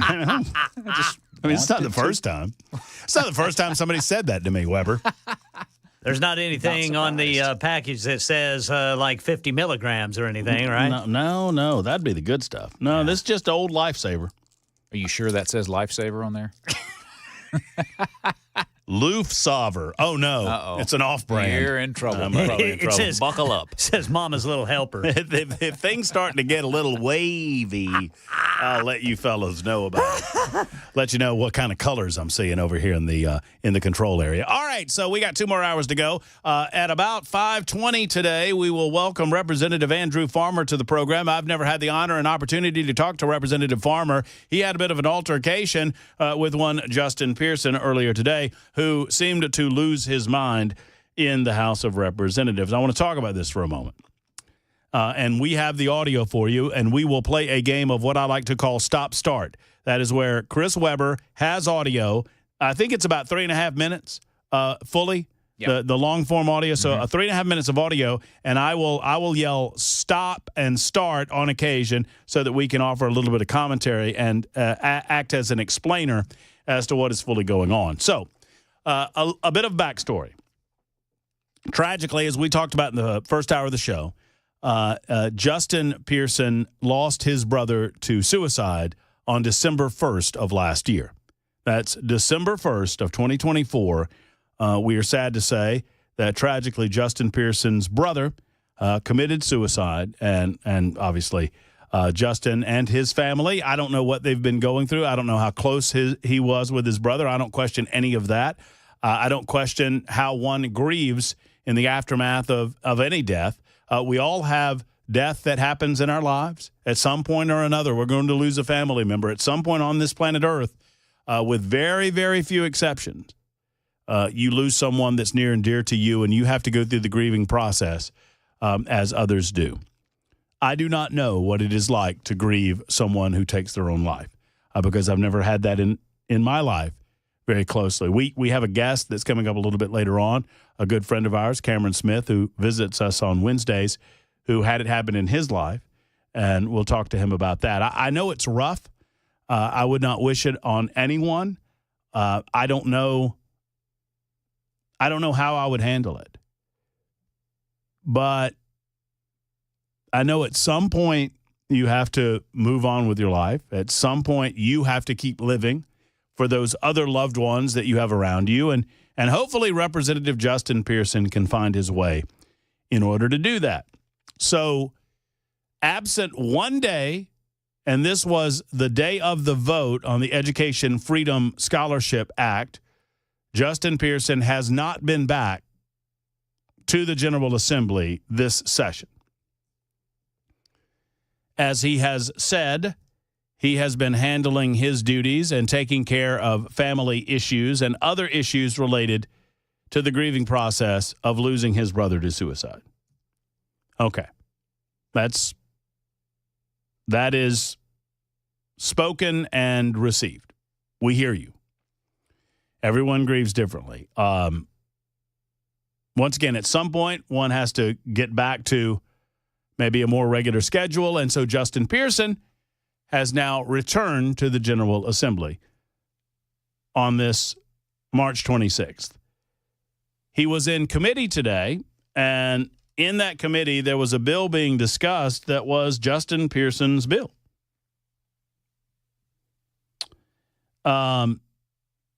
And in the course of the discussion, things got heated, and mostly it was coming from Representative Justin Pearson. Let's just start. We'll play a little game of stop-start with the audio from the General Assembly earlier today. Go.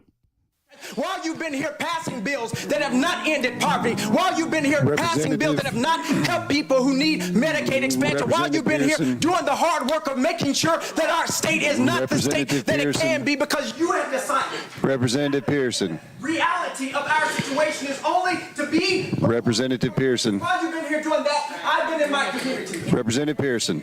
Meeting with young people, going to school, registering Representative Pearson. Voters. That's what I've been doing. Hard work doesn't just happen with this legislation. It happens. Representative Pearson. And if you will, Chairman, just one more minute because Chairman Farmer seems to think that he somehow Representative Pearson. seems to understand my life better than I do. You need to understand that hard work isn't just sitting there and shutting up and passing a bill. It's doing the hard work. All right, stop the tape for just a moment. We're going to continue that diatribe that's going on there.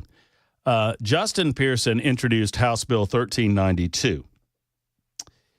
The bill would, as introduced, delete the exception to the criminal offense of unlawfully carrying a firearm with intent to go armed for persons who lawfully possess a handgun or in place where a person is lawfully present and at least 21 years of age or 18 years of age with certain military service. The bill failed today in Criminal Justice Subcommittee after it was placed there a week ago. Despite having carried the bill, obviously, Representative Pearson has not been in the General Assembly for reasons I just described. Here's the deal. We all go through a grieving process, and most all of us are given a certain level of grace with regard to our grieving. But it does not give you carte blanche to completely ignore the rules of your place of business. It does not give you carte blanche to completely ignore the rules of any place of business. It does not give you the ability to run roughshod over other people, coworkers or otherwise. And that's exactly what it seems that Justin Pearson was trying to do. I am trying to be nice. And it seems to me that the members of the Judicial Subcommittee were trying, or rather Criminal Justice Subcommittee of Judiciary, that they too were trying to be nice. But sadly, their efforts were in vain. Now, I don't know of any other place of business where we are permitted to take 3 months, almost 4 months of bereavement. But one would hope that you would come back in a better emotional place. I want to hear just a little bit more of this. We'll take a quick time out. I think we have Representative Farmer on the line, but we have to take care of business. But just a little bit more of what happened earlier today in the General Assembly. Okay. All right. And your pain and your heartache, and it's standing in front of people who you know may not like you, standing in front of people who you know will disrespect you, people who you know will talk down to you, and saying in the honor of people like my brother, in the honor of people who have died from gun violence, in the honor of people who have died from suicide, we need to pass better laws, Representative Pearson, and fight for a state where everybody is able to live more freely from the pain of gun violence that me and my family are experiencing. That's what you need to think about, Chairman Farmer. Come on. All right. So you can hear, he's whipping up the crowd, and in committee you're not supposed to react in that fashion, but he's whipping up the crowd, and he is repeatedly ignoring the chair of the committee. This led to an altercation between Representative Andrew Farmer and Justin Pearson. We will hear from Representative Andrew Farmer in just a moment. It's 16 after the hour on Super Talk 99.7 WTN.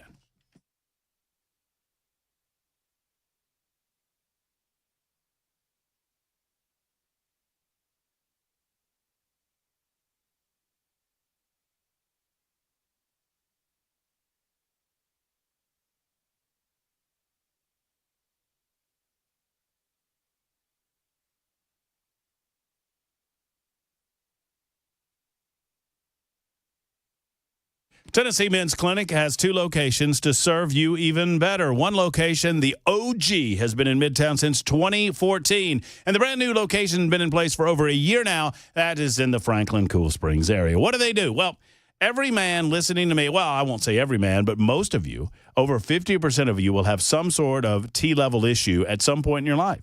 That is testosterone level, right? And so that naturally degrades over time. You need to keep that up. You need to keep it where it needs to be in order to keep those energy levels up. And yes, some of this has to do with intimacy and bedroom activity and that special intimate moment that you have with a romantic partner in your life. And if you have found, gentlemen, that you don't have that motivation like you used to, it's time to get with the Tennessee Men's Clinic because they can revitalize you, they can get you back in the game, and they do so with a variety of approaches that they're going to tailor specific to your need and your level of need. Go to TennesseeMen'sClinic.com. That's TennesseeMen'sClinic.com. Or give them a call. Schedule an appointment. 615-208-9090. 208-9090. Tell them Matt Murphy sent you to the Tennessee Men's Clinic.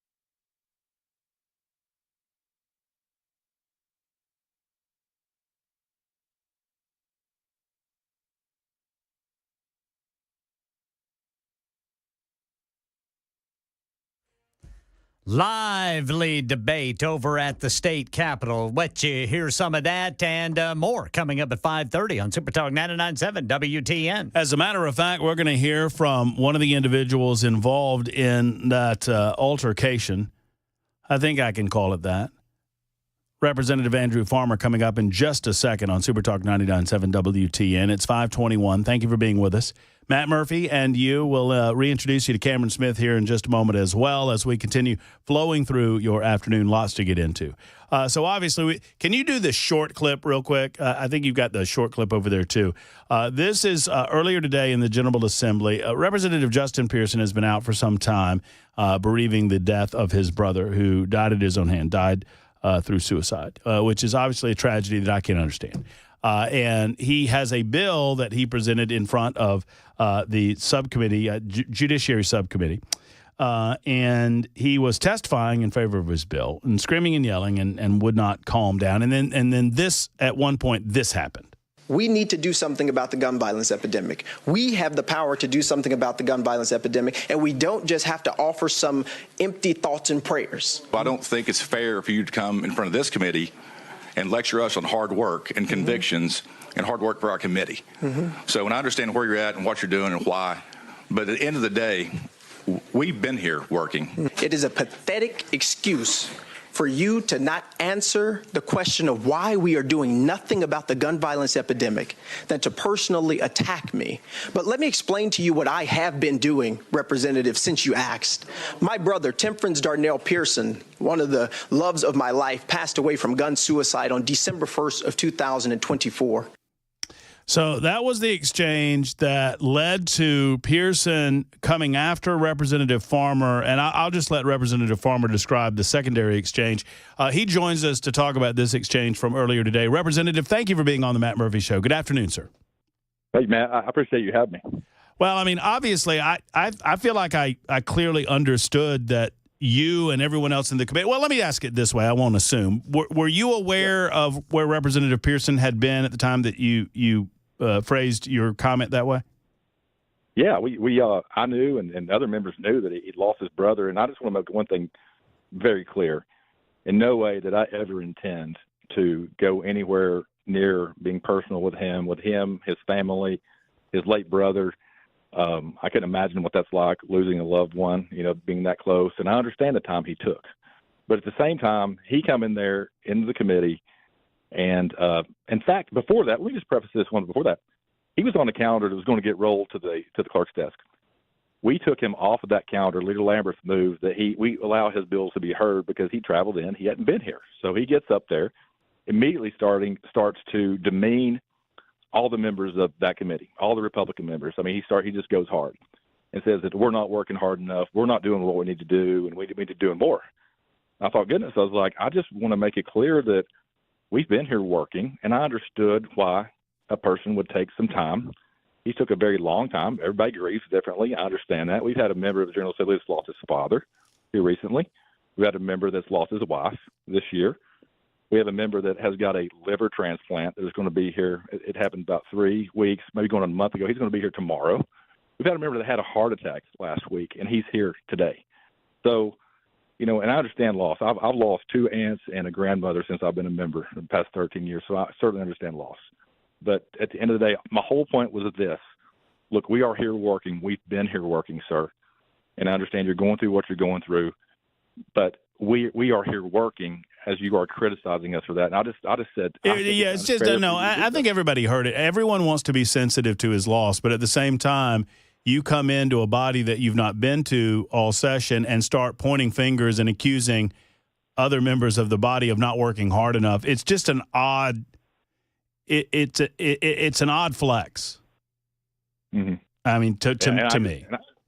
And I agree with that. I just want to protect our members that work hard. I mean, we all have families, we all make sacrifices, and just to come back and to show up one day, and all of a sudden you just start disrespecting the hard work of this General Assembly, the folks that have sacrificed so much to be here, and people understand how much sacrifice people make with their families, leaving home hours away, not having that time, never going to get it back.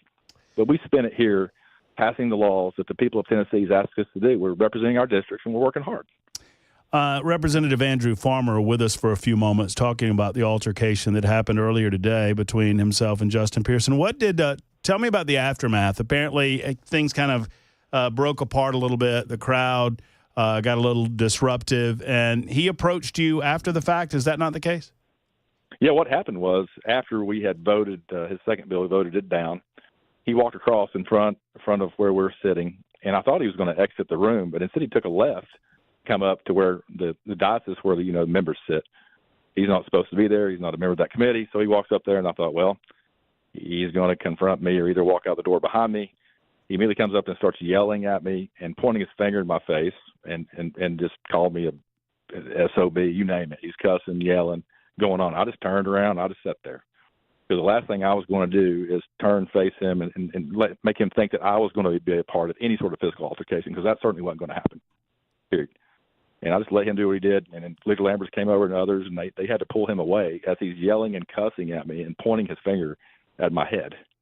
And just to make sure, and we just played the clip, but that was the only thing that was said by you in terms of any vague reference. I don't feel like it was out of bounds at all, Representative, but I just want to make sure that there was nothing else said by you in reference to the loss of his brother.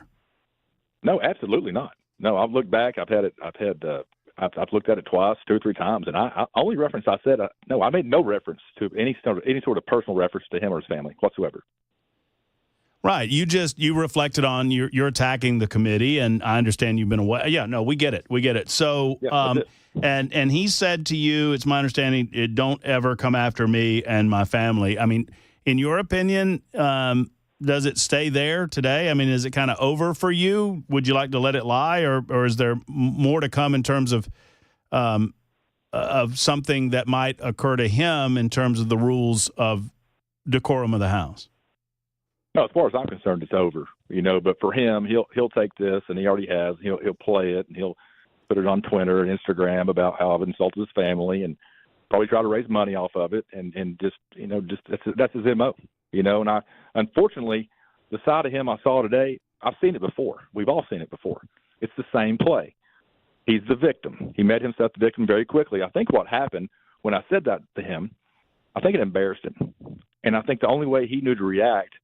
He became emotional really quick, and his way out was unfortunately to place blame on me for attacking his family, for him being absent for 3 months. And just do you think? And this is speculative, but I mean, do you think his purpose was to try to get you to engage him when he came over to you? Absolutely, I have no doubt. There's no doubt. I'm 100% convinced that he wanted me to engage him. He wanted that. But when I saw him walk up, I knew that I was not. No matter what happened, even if something had happened, even more than what happened, I was going to do nothing. Like I was going to allow it to happen. I was just going to sit there.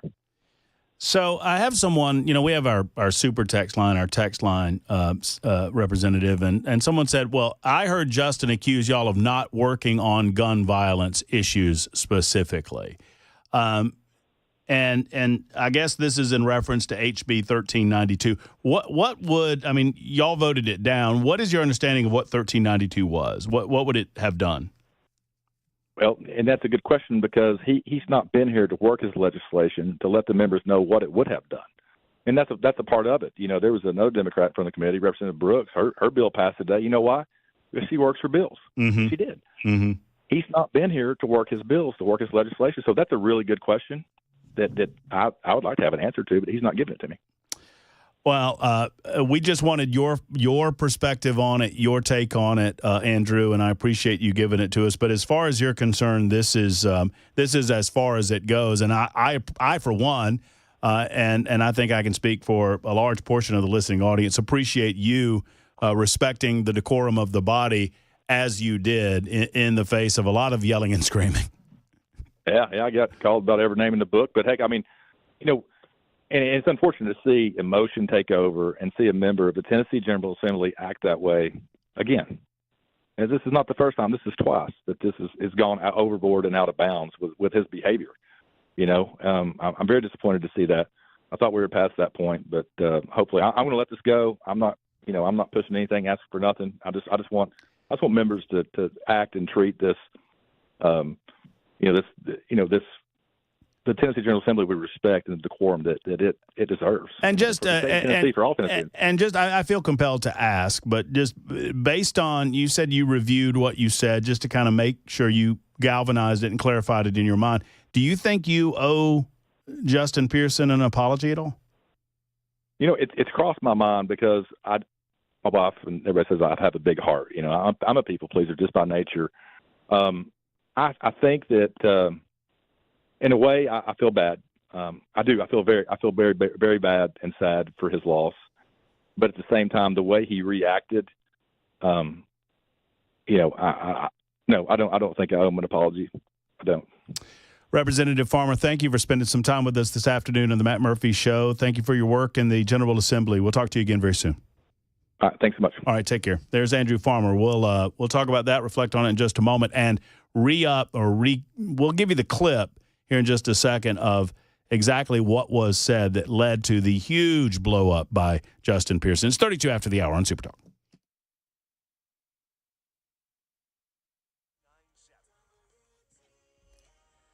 I'm Ken Weaver with your top stories. Full forecast and traffic in 5 minutes. President Trump just signed an executive order in the Oval Office imposing a 25% tariff on auto imports. Cars made in the U.S. won't be charged. The tariff's expected to take effect April 2nd. Here in Tennessee, Channel 4 says they've confirmed through medical sources that the single case of measles in Middle Tennessee is in Rutherford County. Health officials say they're preparing for more cases there. Elsewhere, tension high in the General Assembly. Doing the hard work of making sure That was Memphis Democrat State Rep Justin Pearson shouting during a hearing on his gun control bill. After Pearson stopped shouting, the vote on his bill was held. Those prevail. House Bill 1392 fails. And that's when Pearson rolled up to Representative Andrew Farmer, who you just heard speaking with Matt Murphy. And Pearson continued to shout, putting his fingers in a Farmer's face. House Majority Leader William Lamberth and Democrats Bo Mitchell and G.A. Hardaway had to restrain Pearson. Farmer stayed calm in the seat. Right now in our nation's capital, Press Secretary Caroline Leavitt says President Trump stands firmly in support of his national security team in the wake of mistakenly including chief editor of The Atlantic magazine to a group chat among top national security officials about bombing terrorists over the weekend. We have said all along that no classified material was sent on this messaging thread. There were no locations, no sources, or methods revealed, and there were certainly no war plans discussed. Federal health officials have said they're cutting $11.5 billion in COVID-19 related funds for state and local public health departments, money that was largely used for COVID-19 testing, virus research, and community health jobs. The statement says the Centers for Disease Control and Prevention expects to recover that money beginning 30 days after termination notices, which started going out on Monday. And right now in the Middle East, for a second day in a row, hundreds of Palestinians in Gaza protesting against Hamas. That's the latest news. Traffic and weather next. I'm Ken Weaver, WTN News.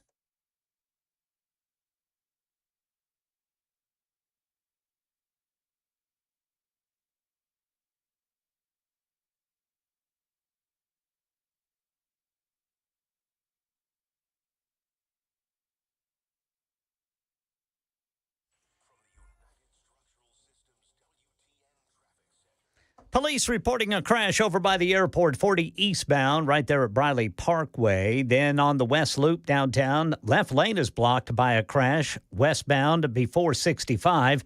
And an accident on the left shoulder blocking 65 southbound before I-440. 24 eastbound between Old Fort Parkway and New Salem Highway in Murfreesboro got a crash reported by police. Traffic every 10 minutes every morning on Super Talk 99.7 WTN.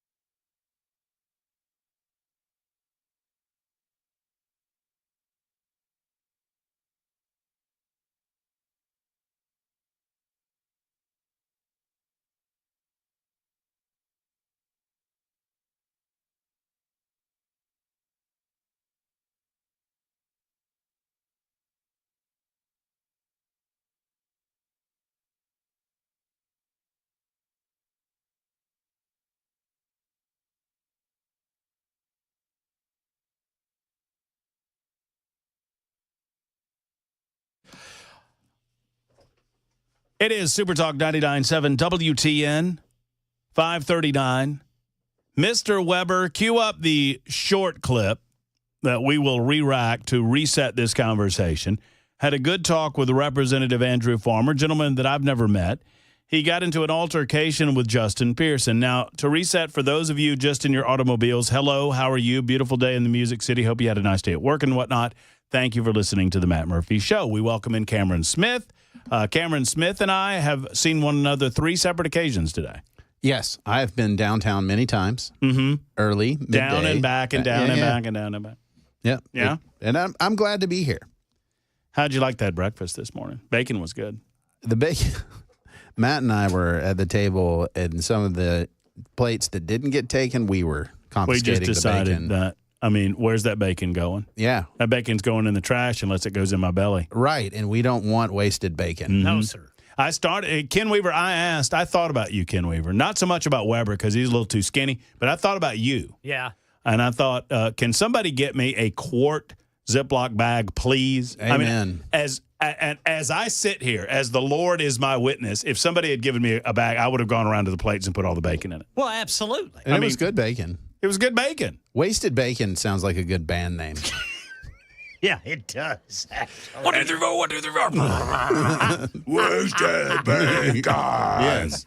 But I'll tell you what, Men of Valor, what an incredible ministry. Just hearing those testimonies, hearing men talk about their lives being changed and, what God did in not just their lives, but to their families. To hear these guys say, I lost my family. I'm getting emotional. Think about it. But just to hear him say, I lost my family, lost my kids, and now I have a relationship. Like that guy was talking about. Look, let me tell you, I found Matt. So I interviewed, for those who have long listened to my show, that I did a show out at the Men of Valor campus.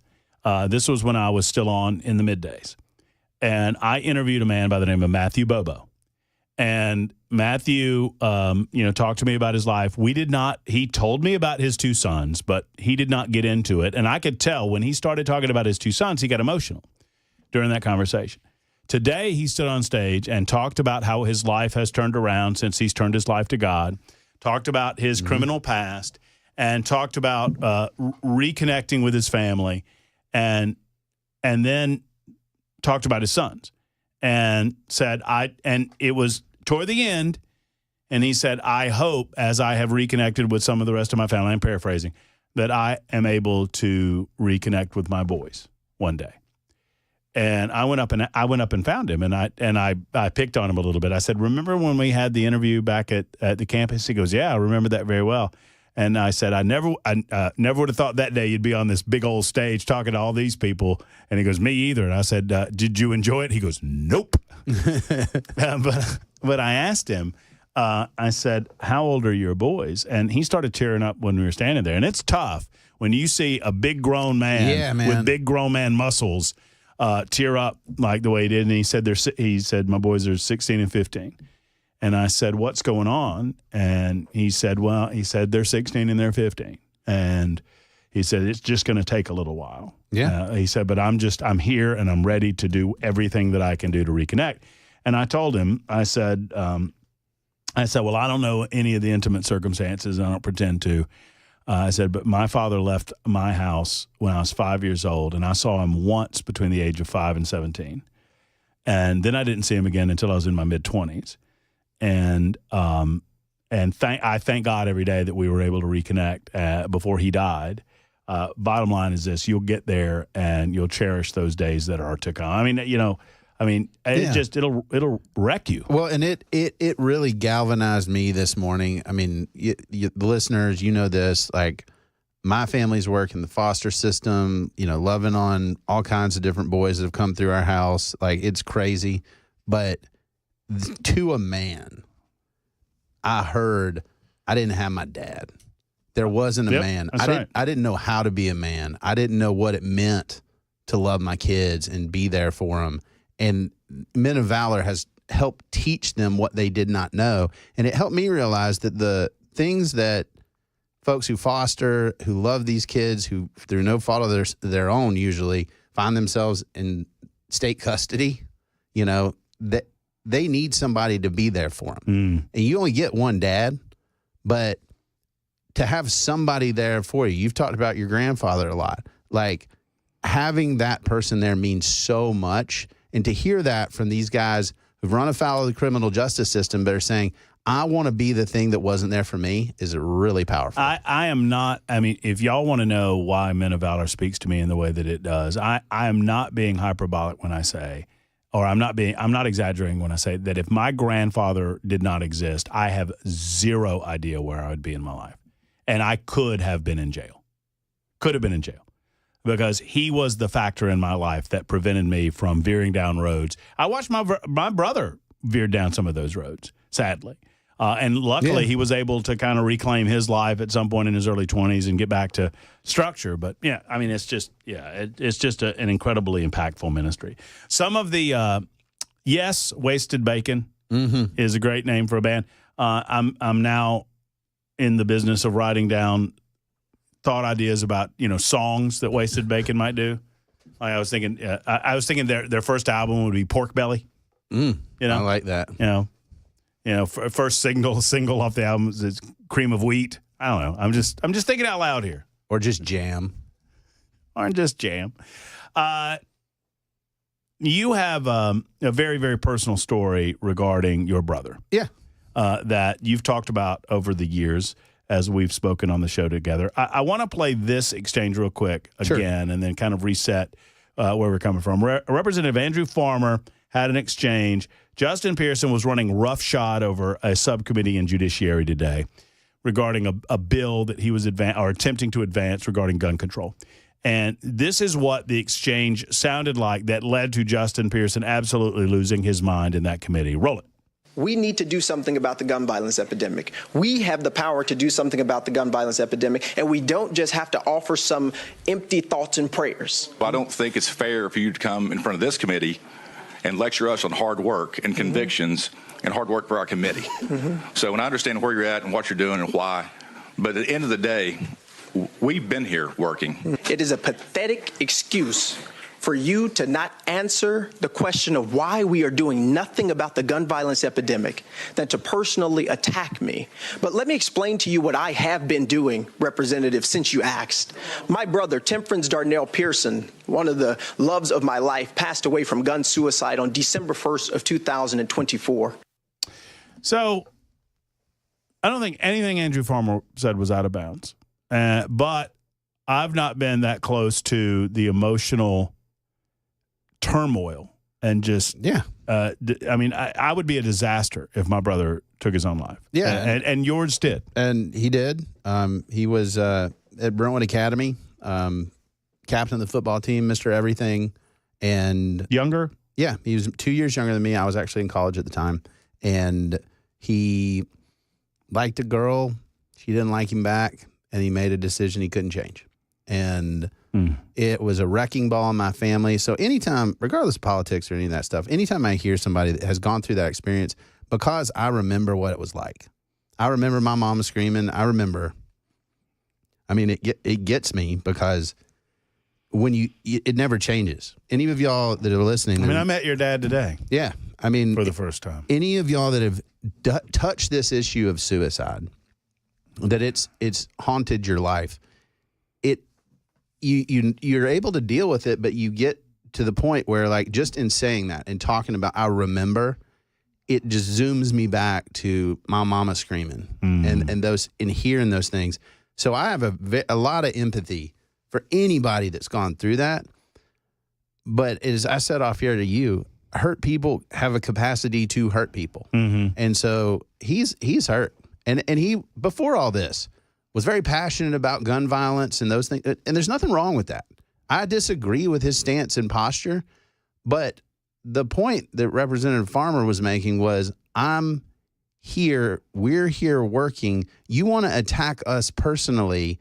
We understand. Which, I don't mean to interrupt you, but which he had been doing. And you need to know that. He had been in the minutes and minutes and minutes. I mean, for a lengthy amount of time, had been going after the committee for not doing anything. And Farmer said, we've been here. And I didn't hear him reference the family at all. He just said, we've been here. We've been working. He wasn't trying to say, hey, what you're doing is unreasonable. There was nothing there. It was, we're here. Don't attack us. Right. Like, we've been doing this. We're trying to do this, give you a chance to run your bills, and you want to basically fight. And that's been his kind of MO, regardless of what happened with his brother.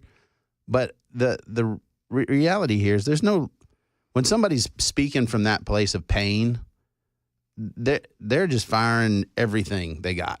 And that's kind of what happened here. It got out of control. It's unfortunate. I think Representative Farmer handled it really well in terms of, hey, here's where we are. And then don't escalate it. He comes up to you. He starts screaming at you, calling you names. Just don't escalate. And frankly, that's the right answer. On all this stuff, we've got to be able to not escalate. Super Talk 99.7 WTN. It's 10 until the top of the hour. I will ask you the question before we go to break did you at any point, and it might be an unfair question to ask because you were at a different place in your life then, but at any point did you rethink where you were in terms of guns? Did you rethink? Because your brother took his life with a gun. Yes. Did that cause you to pause and kind of reassess any of that? It made me look, right? Because guns to me were always just part of life. Like, they weren't good or bad. They just were there. Like, you have kitchen knives. Nobody's like, what should we do with the kitchen knives? Right. Well, you use them like you use knives. So it made me think of that. It made me say, okay, well, what is it? And as we've discussed, the issue for me is not that we need to mess with the Second Amendment, but for folks that are really upset to where they can hurt themselves or others, the best thing is a gun lock. The best thing is a safe. It's something to break their sort of mental path to doing something that they can't take back. And it can be homicide, suicide, doesn't matter. In the moment. Right. To have those gun locks there so that they have to kind of consciously think, I am unlocking this. I am now committing to this. It's not just an emotional off the cuff. And I get it. A lot of folks say, well, I have a safe and I store my loaded firearm in there. It's got a quick release. Fine. You still have to open the safe. Mm-hmm. I don't care what you do. That one right there can save lives, and every conservative should do that. It shouldn't be a government mandate, but please lock up your guns, please. Well, and there just isn't, and Justin Pearson isn't thinking this way. Whether he had the ability to do so prior to the emotional trauma of his brother committing suicide or not, I don't know.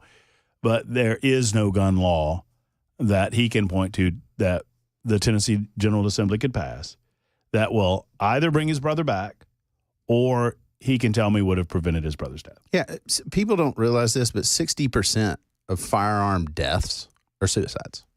That's right. And it varies a little bit year over year, but it's a lot. And that's what we don't talk about. So, when we're Republicans, the mistake we make is we just say, well, mental health. Well, okay, but what about it? What are we going to do? Well, and I've said this for a long time. Mental health, those two words are that's the conservative version of gun control on this issue. Right. That liberals scream gun control and conservatives scream mental health. And then apparently the conversation just ends. And we're going to have, just so you know, we're going to have a massive problem here in the next couple of years because we've had all these kids strung out on screens, don't relate, don't know how to connect. You pair that with guns, you think these suicide numbers look bad? Mm-hmm. You just wait. Yeah. You think they were screaming when we took away their TikTok for 3 days. Yeah. Yeah, just wait. 52 after the hour. Your thoughts on any of this? 615-737-9986. 615-737-9986. Plus, if you want to join us on the Super Text line with any thoughts on songs for Wasted Bacon's first album, we're up for that as well. It's The Murphy Show on Super Talk.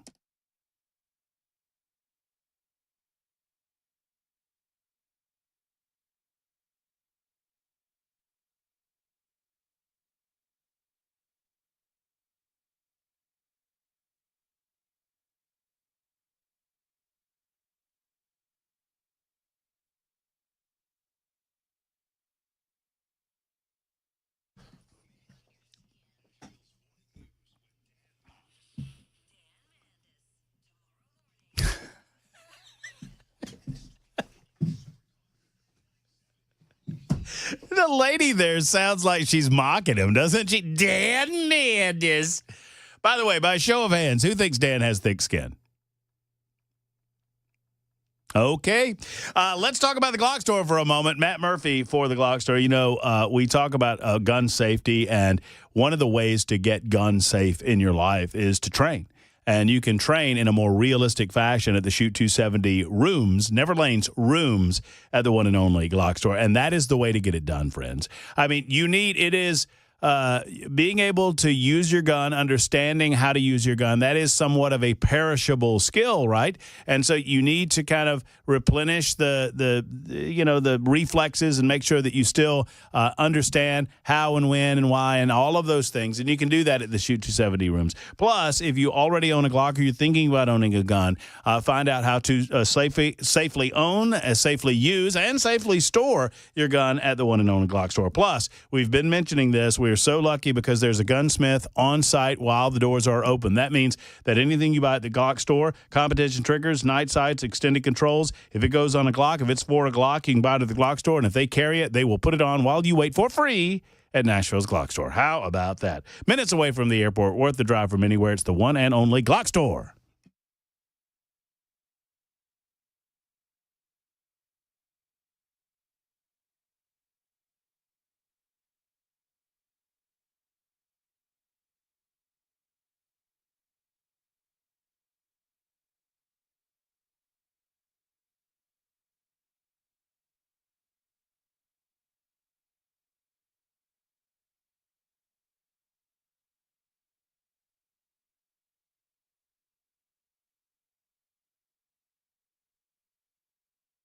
Weather can change in an instant, and you need to be prepared for any outcome. That's why Generator Supercenter of Nashville will help keep your family safe and connected. We make buying a backup generator simple and easy, with financing options available, free in-home estimate, turnkey installations, no worry warranty, and most importantly, the monitoring and service of your fully installed generator. Come see us at our location in Nashville or visit us online. Generator Supercenter of Nashville. We serve all Middle Tennessee.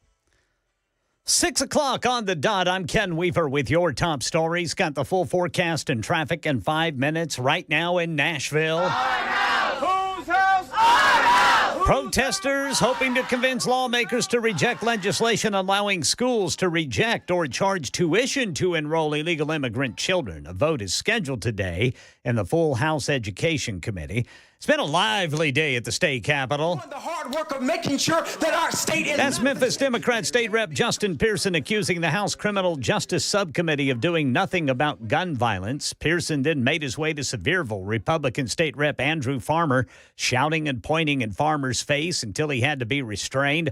Farmer telling WTN's Matt Murphy show he understands Pearson has been dealing with a sibling suicide back in December and has been absent most of the session, but his posturing was wrong. I understand loss. I've lost 2 aunts and a grandmother since I've been a member in the past 13 years, so I certainly understand loss. But at the end of the day, my whole point was this. Look, we are here working. We've been here working, sir. And I understand you're going through what you're going through, but we are here working as you are criticizing us for that. Elsewhere in Tennessee, Channel 4's Jordan James says they've confirmed through medical sources the single case of the measles in Middle Tennessee right now is in Rutherford County. The state's health department says the person was infected early March and is recovering at home. They are still actively working to identify people who they came in contact with and any other locations they may have gone. They declined to release any specifics, citing privacy concerns. News of the positive case has traveled throughout pediatric offices in Rutherford County, who tell us they've already started making arrangements. Notify our staff, they have to be trained in what kind of questions to ask. So we went through that yesterday. Checked titers on all of our staff because we have to protect our staff as well. And then we prepare if we know we're going to need more measles vaccine. Speaking of vaccines, doctors say it's the best defense to the measles. In our nation's capital, President Trump has announced 25% tariff on all auto imports starting April 2nd. And the D.C. Circuit Court of Appeals has upheld a lower court judge's short-term order blocking the Trump administration from carrying out more deportations of alleged members of Tren de Aragua without hearings under the 1798 Aliens Enemies Act. The panel's 2-1 decision leaves in place Judge James Boasberg's temporary order that for now blocks any additional deportations under that act. Trump appointed Judge Justin Walker on that panel dissented. And the White House says President Trump has full confidence in his national security team, despite the Atlantic magazine editor-in-chief mistakenly being added to the group chat on bombing Houthi terrorists last weekend. The top Democrats in the House and Senate are now calling for the defense secretary to be fired for putting details of the planned strike on a text chain that included a journalist. But Pete Hegseth insists he didn't share war plans. There's no units, no locations, no routes, no flight paths. But there was a timeline down to the minute of the planned attack and details on the weapon systems that were to be used. Hegseth tells reporters he was merely giving fellow cabinet members general updates. Keep everybody informed. That's what I did. And Press Secretary Caroline Leavitt says Elon Musk is offering his tech experts to help figure out how the mistake was made and that it never happens again. Meanwhile, Channel 4 is reporting that the House Education Committee has passed that undocumented students bill that will allow school districts to reject or charge tuition to illegal immigrant children. That's the latest news. Traffic and weather next. I'm Ken Weaver, WTN News.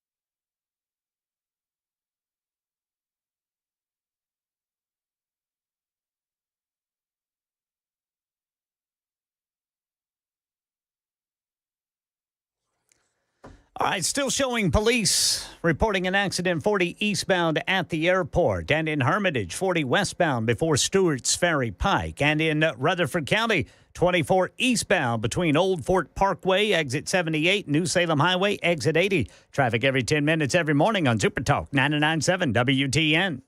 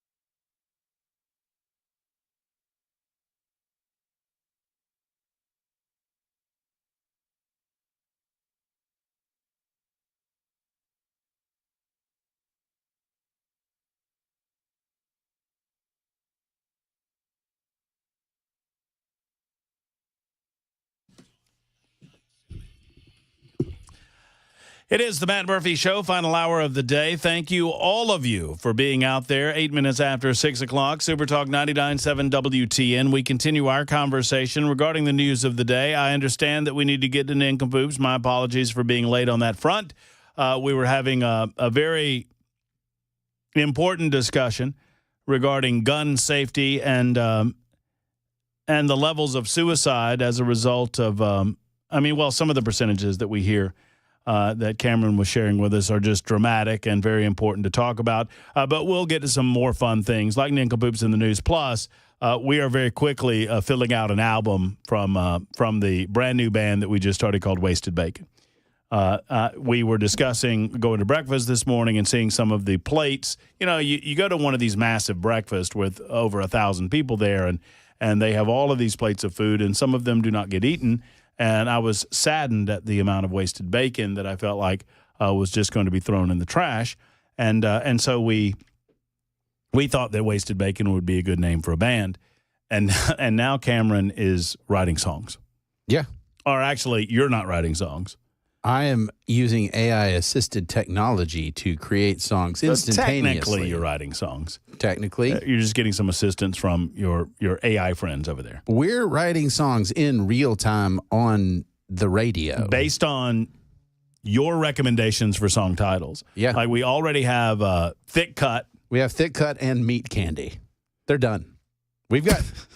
Not only have we created the songs for the band, I've given them to Chris Webber so that we can tell you, hey, here's the new song.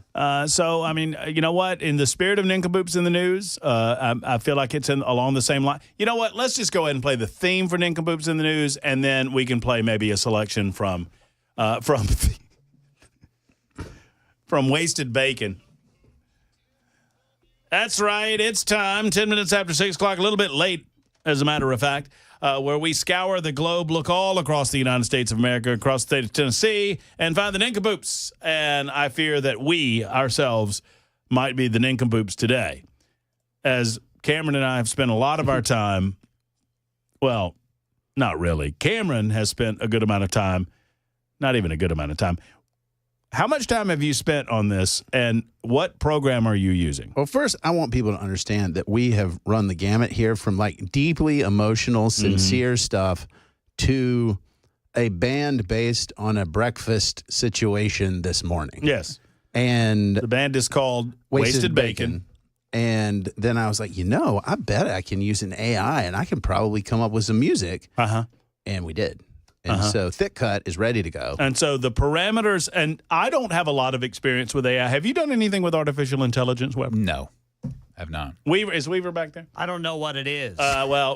Here's what it can do. Tell us what parameters you put into AI to write this song. Well, I told him a little bit about the band, Wasted Bacon. Okay. It's really a household name. Mm-hmm.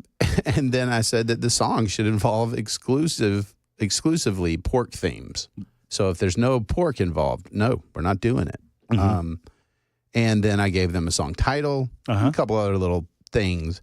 But what kind of genre we wanted to go for yeah, here. we kind of know where our sweet spot is. And clearly this is Wasted Bacon. This is absolutely in that hairband rock. Brand new single from the brand new band created by the Matt Murphy radio show on Super Talk called Wasted Bacon. And the song is Thick Cut. Let's give it a listen. Oh, yeah, it's got a good riff. Rockin'. You got to lead into it. Oh, yeah. I'm feeling you. Oh, yeah, we're shaking that head. Yeah, there we go. The bacon's cooking, man. Oh, I love it. Here we go. Scissor heat, no escape, no luck. Okay. Hot iron bite on the thickest cut. Grease on fire, pans out of control. Ooh, the pan's out of control. Bacon burns deep straight into the soul. Thick cut keeps me alive, keeps me whole. Thick cut feeds the fire on my soul. Bacon's burning into my soul.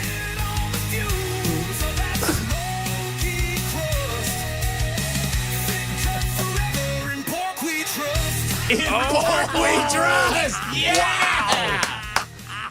That's pretty good. Have you sent him the other one? No, I haven't sent him meat candy yet. Meat candy's on the way. You know what this proves to me? We don't need to exist anymore. No, we're just let doomed, computers brother. take over, man. Wait, I mean, you typed in, you told us the parameters. Yes. 80s band, pork themes. The name of the band is Wasted Bacon, and the name of the song is Thick Cut, and then that's what it came up with. Yes. And I can play with it and move it around. And okay, are these the best lyrics ever? Of course not. Is this amazing for a radio instance? Yeah. 100%. And I mean, what other radio station says, hey, we thought about this band, Wasted Bacon. Pork we trust. Give me your song ideas, and then we make it. Yeah. And it's there for you. That's how much we love you. We've stumbled onto something. Daryl. Here's the breakdown. Oh, yeah, let's Wrap me up in those crispy chains. Call it a crime, call it a sin. But every bite's where life begins. Every bite's where life begins. Yeah! Keeps me alive, keeps me whole.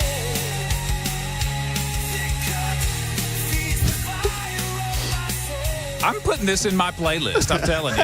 It's that good. I know. And, you know, it just requires... You just In pork we trust. Yeah. Don't we, though? Yeah. Oh, and I do. I do. Just so you know, everybody out there in Radio Land, this is what's coming. If you have an idea, we can make it. I mean, wow. It's freaking good. That's pretty good. I love it. Oh, I love that. That's good stuff. I just wrap me up in those crispy chains. Does it get better than that? No.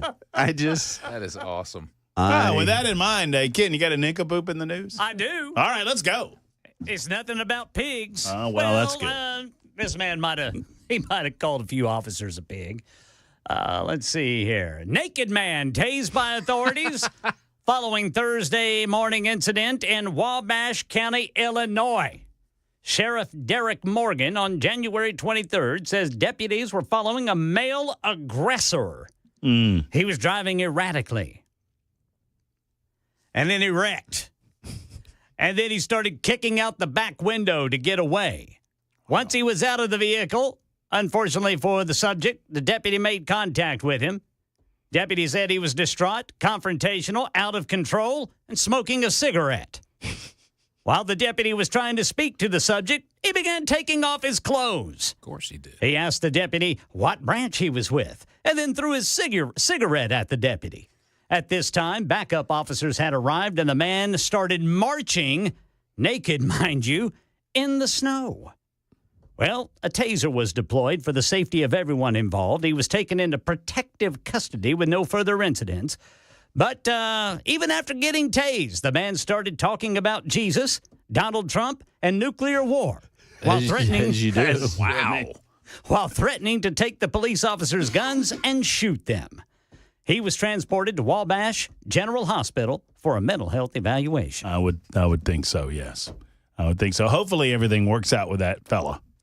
And hopefully he gets some clothes on, too, Ken. I'd have kept the clothes on. Yeah, there was snow on the ground. Yeah, that's probably the smart. There's bound to be, shrinkage, right? Yeah. I mean, that's what George Costanza would tell you. That's what I hear. Well, he was in the pool. Well, that's true. That's right. Well, and you know. A little coolness. Yeah, I mean, we get it. Sure.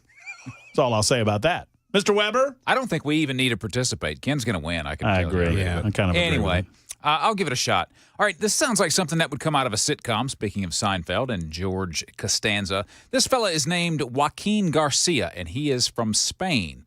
He simply stopped going to his job one day because he claims he had no work to do and he felt bullied. Well, it wasn't until the 69-year-old was due to receive an award for his long service on his 20th anniversary with the company that it was discovered that he had been a no-show for 6 years. 6 years? Yes. Mr. Garcia has been dubbed El Funcionario Fantasma, meaning the phantom official. He was still receiving his entire 37,000 euro salary thanks to a mix-up between the two departments he was working for. He was employed as an engineer assigned to oversee a wastewater treatment plant.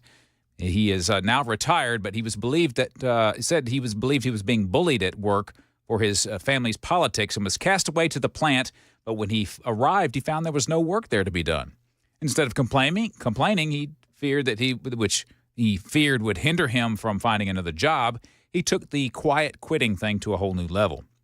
He just simply stopped turning up to work. The two departments assumed that the other was overseeing his duties. The wastewater board believed that he was the responsibility of the city council. City council thought he was working for the wastewater board. Well, he took advantage for 6 years, occupied himself at home reading about philosophy. And then 6 years later, he was due to receive a medal for 20 years of service. Alarm bells started ringing when he was told by an employee I guess it was the fellow that was going to give him the award, was told by an employee that he had an office opposite Mr. Garcia's desk and that he had not seen his colleague for several years. He was ordered by the court to pay back 21,000 euros, which was the equivalent of 1 year of his annual salary after tax. I don't know why you would. I mean, that's on you. Yeah, you isn't should fire him, but the fact he has to pay you back. Right. He's like, well, I was doing what you paid me to do. Right. I mean, it reminds me of Sinkowski. He's useless. Gone. Sounds good to me.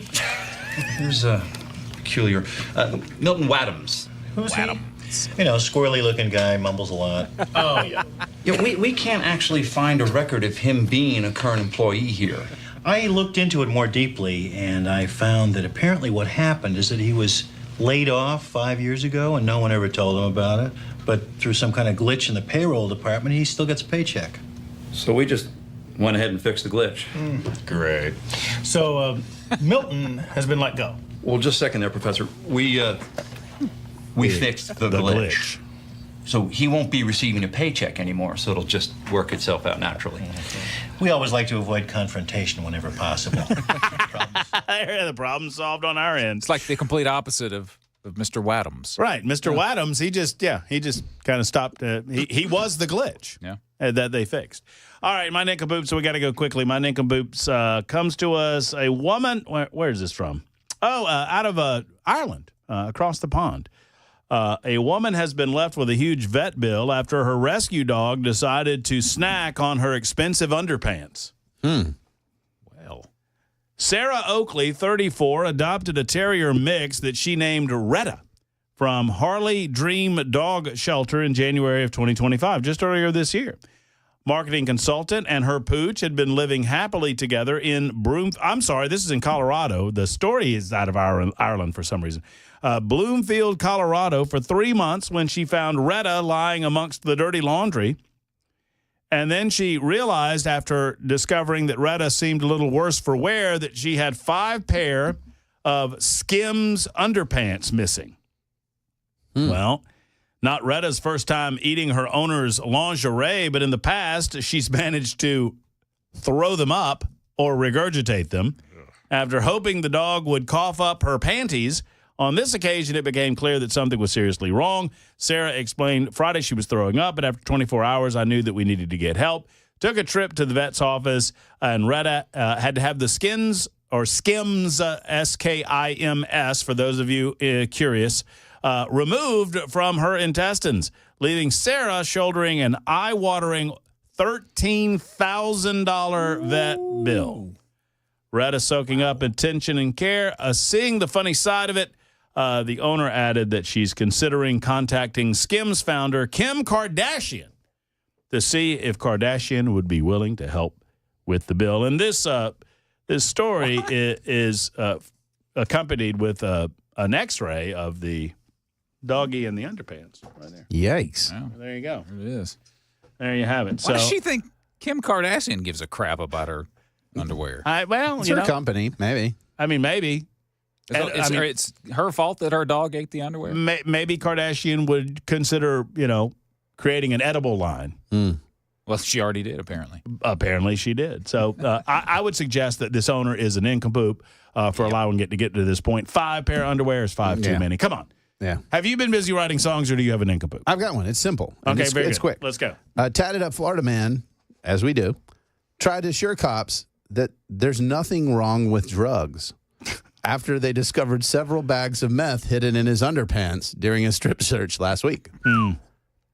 Thomas Copper, 41, was originally pulled over by deputies for a suspected traffic violation, but the officers discovered evidence of drug use inside his car with 2 children and an unidentified woman also inside.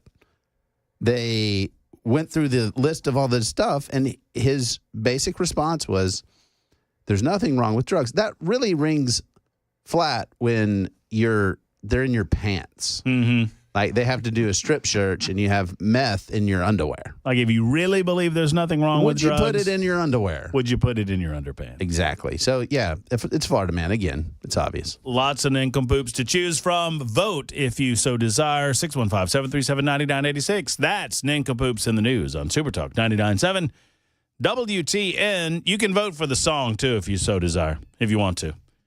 I'm down for that. It's 24 after the hour on Supertalk.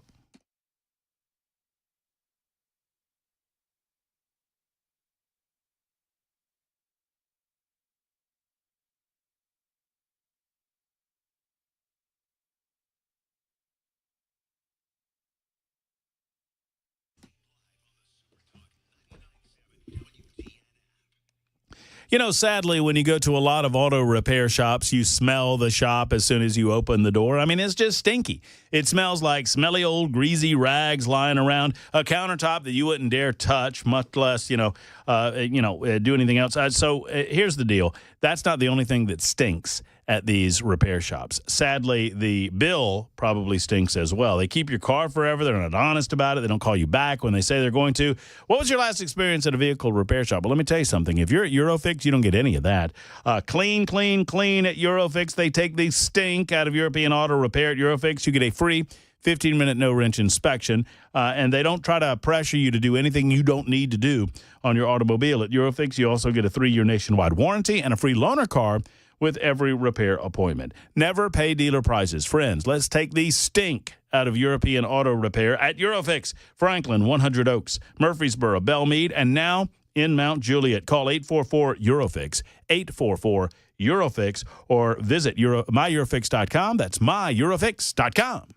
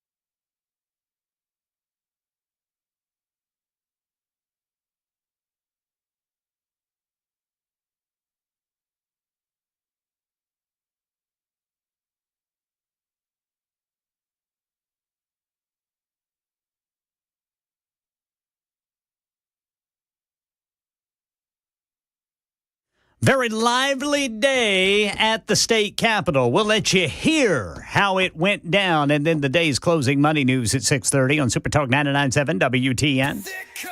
Keeps me alive, keeps me whole. Yes.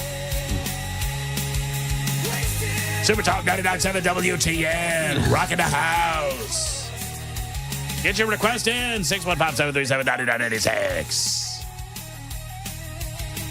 Cameron just said that he's now run out of free songwriting credits. Right. Over on his I'm gonna sign AI. up. I'm gonna do it. How much? It's like $8 a month, and you get all the songs you care to. It's like 500 songs. Wow, that's a lot of songs about bacon. I could do an entire catalog for an artist for $8 a month. I want a song called "All That Bacon and Ain't Got No Eggs," but I want it more of a country. Oh, we should do country songs. Oh, that's no. We need a punk song called "Sow Sucker." How about "My Wife's a Pig, but I sure do like her bacon"? I like it. I have so many thoughts. Wasted Bacon has, by the way, won nincompoops in the news, as you might expect. Yeah, of course. Thick Cut Fair. is a pretty fair song, I would suggest. I want to think about what we just did here. It's a little bit frightening. This is my first foray into artificial intelligence, honestly. Well, you have. Are other people diving into this in terms of like writing paragraphs or essays? Or I mean, what's happening over there in that world? Look, man, if you're not using AI to at least help you out, you're behind, because pretty soon it is your idea. That's the thing, is the idea to create the thing is what's valuable. But creating it is pretty straightforward, because these LLMs that they're using they're really incredible. I just I don't understand how this is, but how does the Grok profile summary on X work? I just noticed it, I guess. Too. So I guess it just looks at what your posts are, because I just did the Grok summary, and it says, Matt Murphy, a radio host with a chip on his shoulder from a past Barber Motorsports Park incident, passionately defends Trump's picks while loving dogs more than people, and he's not afraid to cuss about it. Sounds like you. All right. Here's what I'm going to do. Hang on. Here's what I'm going to do. I'm going to go create a portfolio for Wasted Bacon. Okay, I'm going to take these songs, and then it looks like I can sign up, and then I can put them on like Spotify for download, and we're going to see how many of y'all actually like Wasted Bacon. Let's see. Okay, I'm down for it. I'm going to do it. We're going to do some country cuts. Country cuts. Country cuts from Wasted Bacon. I want a song called Creamy Wheat, but Creamy Wheat's his girlfriend. Okay. You know what I'm saying?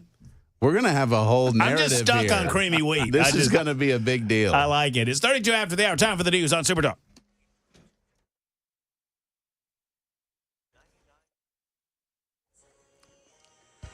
I'm Ken Weaver with your top stories. Full forecast and traffic in 5 minutes. And legislation allowing schools in Tennessee to deny enrollment or charge tuition to illegal immigrant children has passed the House Education Committee despite protesters earlier in the day at the state capitol. The hard work of making sure that our state Memphis Democrat State Rep Justin Pearson, absent from the legislative session for 3 months since he says his brother committed suicide in December, showed up today to present gun control legislation, shouting at members of the House Criminal Justice Subcommittee. Pearson had to be restrained after getting in the face of Sevierville Republican State Rep Andrew Farmer, shouting and putting his fingers in Farmer's face after the bill was voted down. Farmer telling WTN's Matt Murphy Show he's all right. I'm going to let this go. I'm not pushing anything, asking for nothing. I just want members to act and treat this, the Tennessee General Assembly with respect and the decorum that it deserves. Money News, Michelle Franzen. Stocks feeling pressure from all sides. Big tech pulled down the markets at the same time the White House confirmed President Trump would announce new auto tariffs. The Dow lost 132 points. The S&P gave up 64 and the Nasdaq slid by 373 points. Nvidia stock fell almost 6% after a new report suggested that Chinese environmental rules could impact the chip maker's sales in China. Microsoft stock also took a hit after Reuters reported the company walked away from data center projects in the U.S. and Europe. On the winning end, GameStop. The video game retailer posted better than expected results in the latest quarter. The company also said it would start investing part of its treasury in Bitcoin.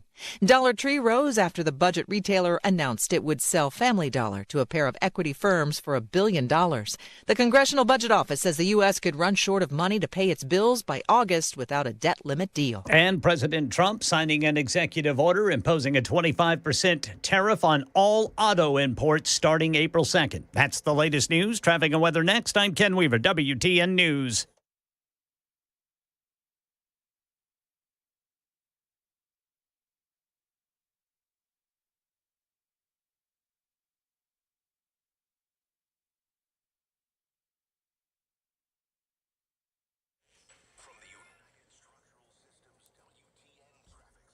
All right, still seeing police reporting a crash 24 eastbound at Murfreesboro Pike, and then in Hermitage, police reporting a crash 40 westbound before Stewart's Ferry Pike. Traffic every 10 minutes every morning on Super Talk 99.7 WTN.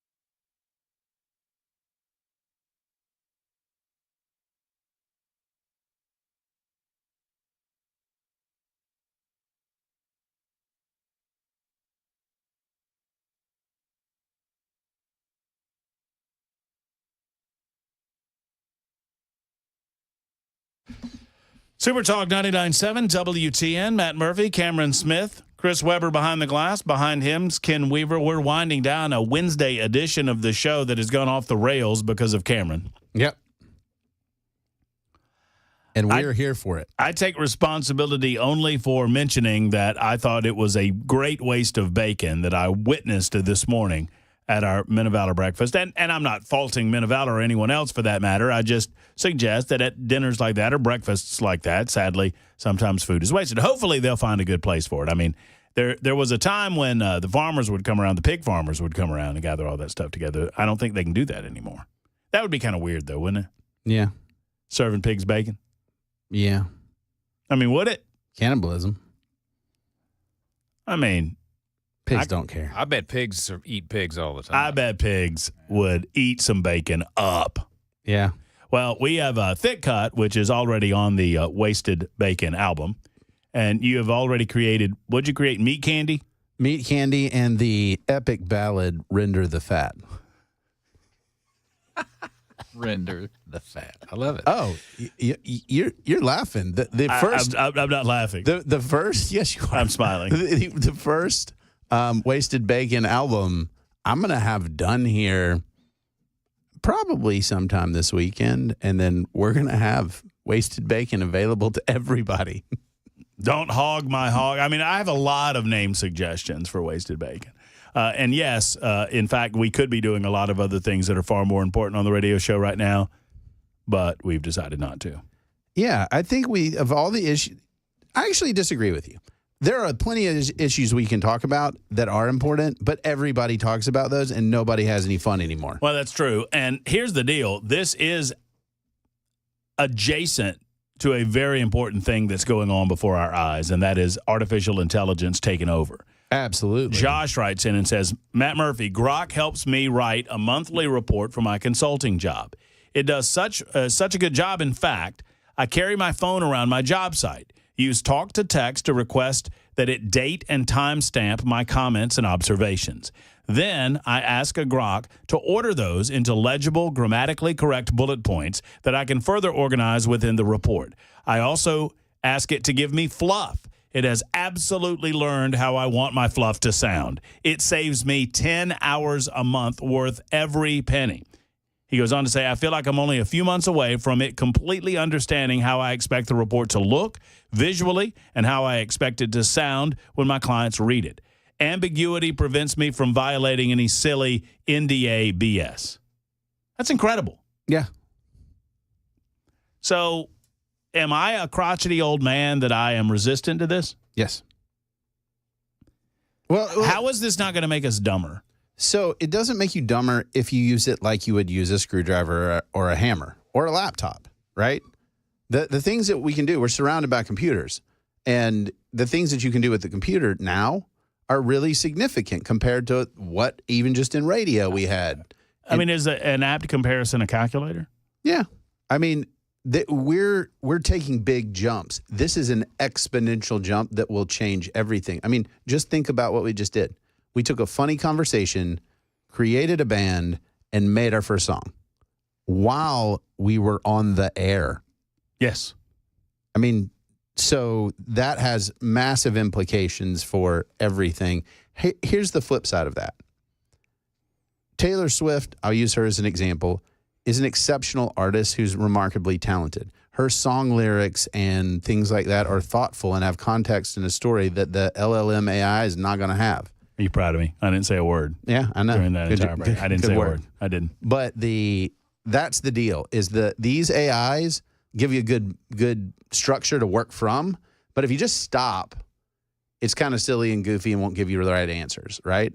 But I'll use it for research, and then I'll fact check everything and look through it. But it can do it so much faster than even a Google inquiry. I guess it's bothersome to me in the same way when computer technology got to the point that it could beat the best human being in chess, right? Chess was always seen, there's so few variables in chess, right? A chessboard is what a chessboard is, and the pieces move as they do. But there was a level of artistry. There was art to a grandmaster. Yeah. And at some point, computers overtook the artistic skill It's math. And just created math algorithms that could outpace human beings. And that bothered me too. I'm not saying it's wrong. I'm not saying it's right. I'm not saying it is. It just But bothers me. there's also limitations. I was actually thinking about this week. How close are we to breaking down those barriers, though, Cameron? So materially far away from that. Like to have an AI that has actual cognition. Here's a good example. That is aware of itself? Yeah. That you have two legal AIs. Let's just say one legal, you're doing a document back and forth to negotiate a document. Mm-hmm. They could flag things. The AIs could flag things and send it back and forth and make edits. But at some point you have to compromise, right? And these AIs are just saying, we can accept this. We cannot accept this. We cannot accept this. And so at some point a human has to come in and do the resolution part because See, I'm waiting for the moment where one of those AI technologies in the example you just used decides to be deceitful. That's the point where we've lost. Yeah, so think of it. Human beings are going to go. You remember Mad Libs, right? Yeah. Basically what these AIs, these LLM AIs are, is giant Mad Libs that they're trying to figure out what's the right next word. So if I look at everything that's available to my data set, if you ask me something and I feed it back to you, what's the right next word? What's the highest probability that what I give you is what you're looking for? And so it's training on a universe of data, whatever that data is, and then you end up kind of in the average land. Which is why Josh can say that his intelligence program is learning him. Absolutely. And I'm telling you, just so you know what's going to happen, is we will all have AIs that learn us. And they respond to us. It's like personal assistants. Yes, and they will make us superhuman. And then we have them in body form in terms of the little robot that, I mean, what is that robot called? Optimus or Omnimus or something? Yeah. You know what I'm talking about? Yeah. That you can make the cocktails or whatever and communicate. It's very creepy. But it doesn't really matter what you put it in. Like, my guess is that it'll probably just be your phone to start off with. And your phone will learn from you. It'll travel around with you. Can mine be like a little dog? Yours can be especially a little dog. Thank you. But it doesn't matter. You just train it up, and then it's going to respond to you. Matters to me, Cameron. Yours matters to me. I want a bigger dog. And it also matters to me that we don't have a 1990s country song named Creamy Wheat yet. Okay, give me a few minutes. Okay. I mean, how much do I have to beg for it? Okay, done. We'll work on that real quick. Creamy Wheat is his girlfriend, though. Oh, okay. It's gonna be a little tough. Work on it. Hey, Calvin, how are you? Hey, Matt, man, I'm so glad that I got to speak to you and Cameron. Listen to this, Steve. I ain't lying. I should have, now that I've heard your bacon story, I should have, what do they call it, where you put the patent on this. I laid in bed probably 2 months ago. I woke up, couldn't sleep, and I think of some of the dangest stuff. And I laid there and just laughed. I thought my wife kicked me out of bed, but she never woke up. I thought of a rock band called Burnt Toast. And they're out on the Breakfast in Paradise tour. Songs like Scrambled Eggs, Over Easy, Biscuits and Gravy, and How Do You Eat Your Grits. And I heard y'all saying something about that. I wondered if you could use some of that. Tell Cameron that, maybe they're torn with thick bacon, or thick bacon's torn. I like it. I didn't think I'd ever get to share that with somebody. And I heard you say something about wasted bacon. I said, wait a minute now. Burnt toast, scrambled eggs, songs like scrambled eggs. I think Burnt Toast, they open up for wasted bacon on tour.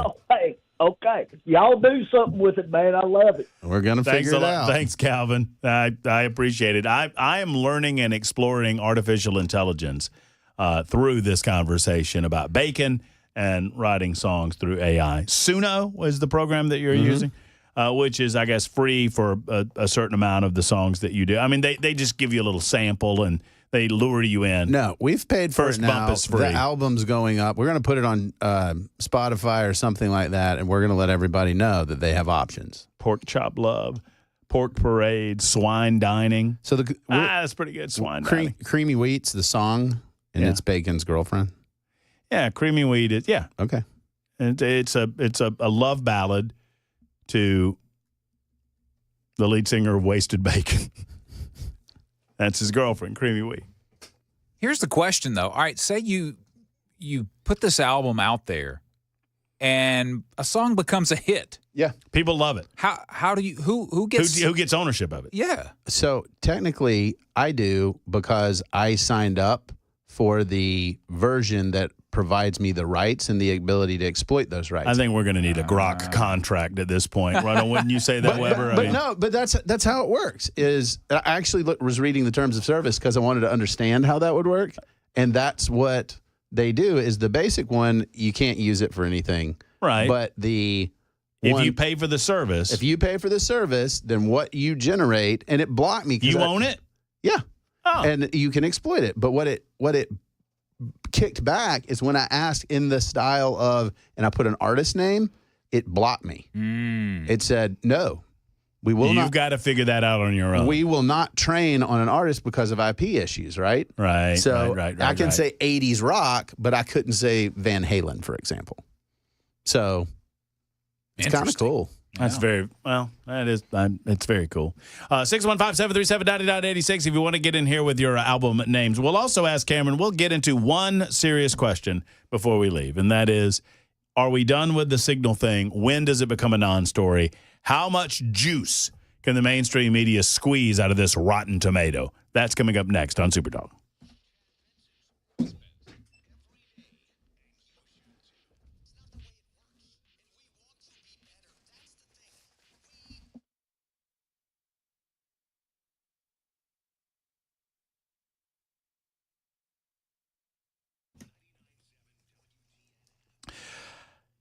You know, J.K. Brister was so kind enough to come to the Men of Valor event this morning, and I know that it touched his heart. He told me that it did. It touched me that he made time out of his busy day to come. You know, U.S. Pest is a great Tennessee company. They love this state. They love the people of this state, and they love the good work that charitable organizations like Men of Valor does. And I love J.K., Erica Brister, and I love U.S. Pest because, I mean, obviously, their goal is to eliminate the pests and the bugs. I like to call them little communists, right? They come into your home. They want your stuff. They want to live where you live, where you pay rent or where you pay a mortgage. They want to eat what you pay for, and they want to live off of you. Let's stop all of that by eliminating bugs in your presence. From full-service pest control to termite protection, crawl space service, they do it all at U.S. Pest. Find out more at uspest.com. That's uspest.com. Or call one of the friendly team out to your home for a free, no-hassle inspection today.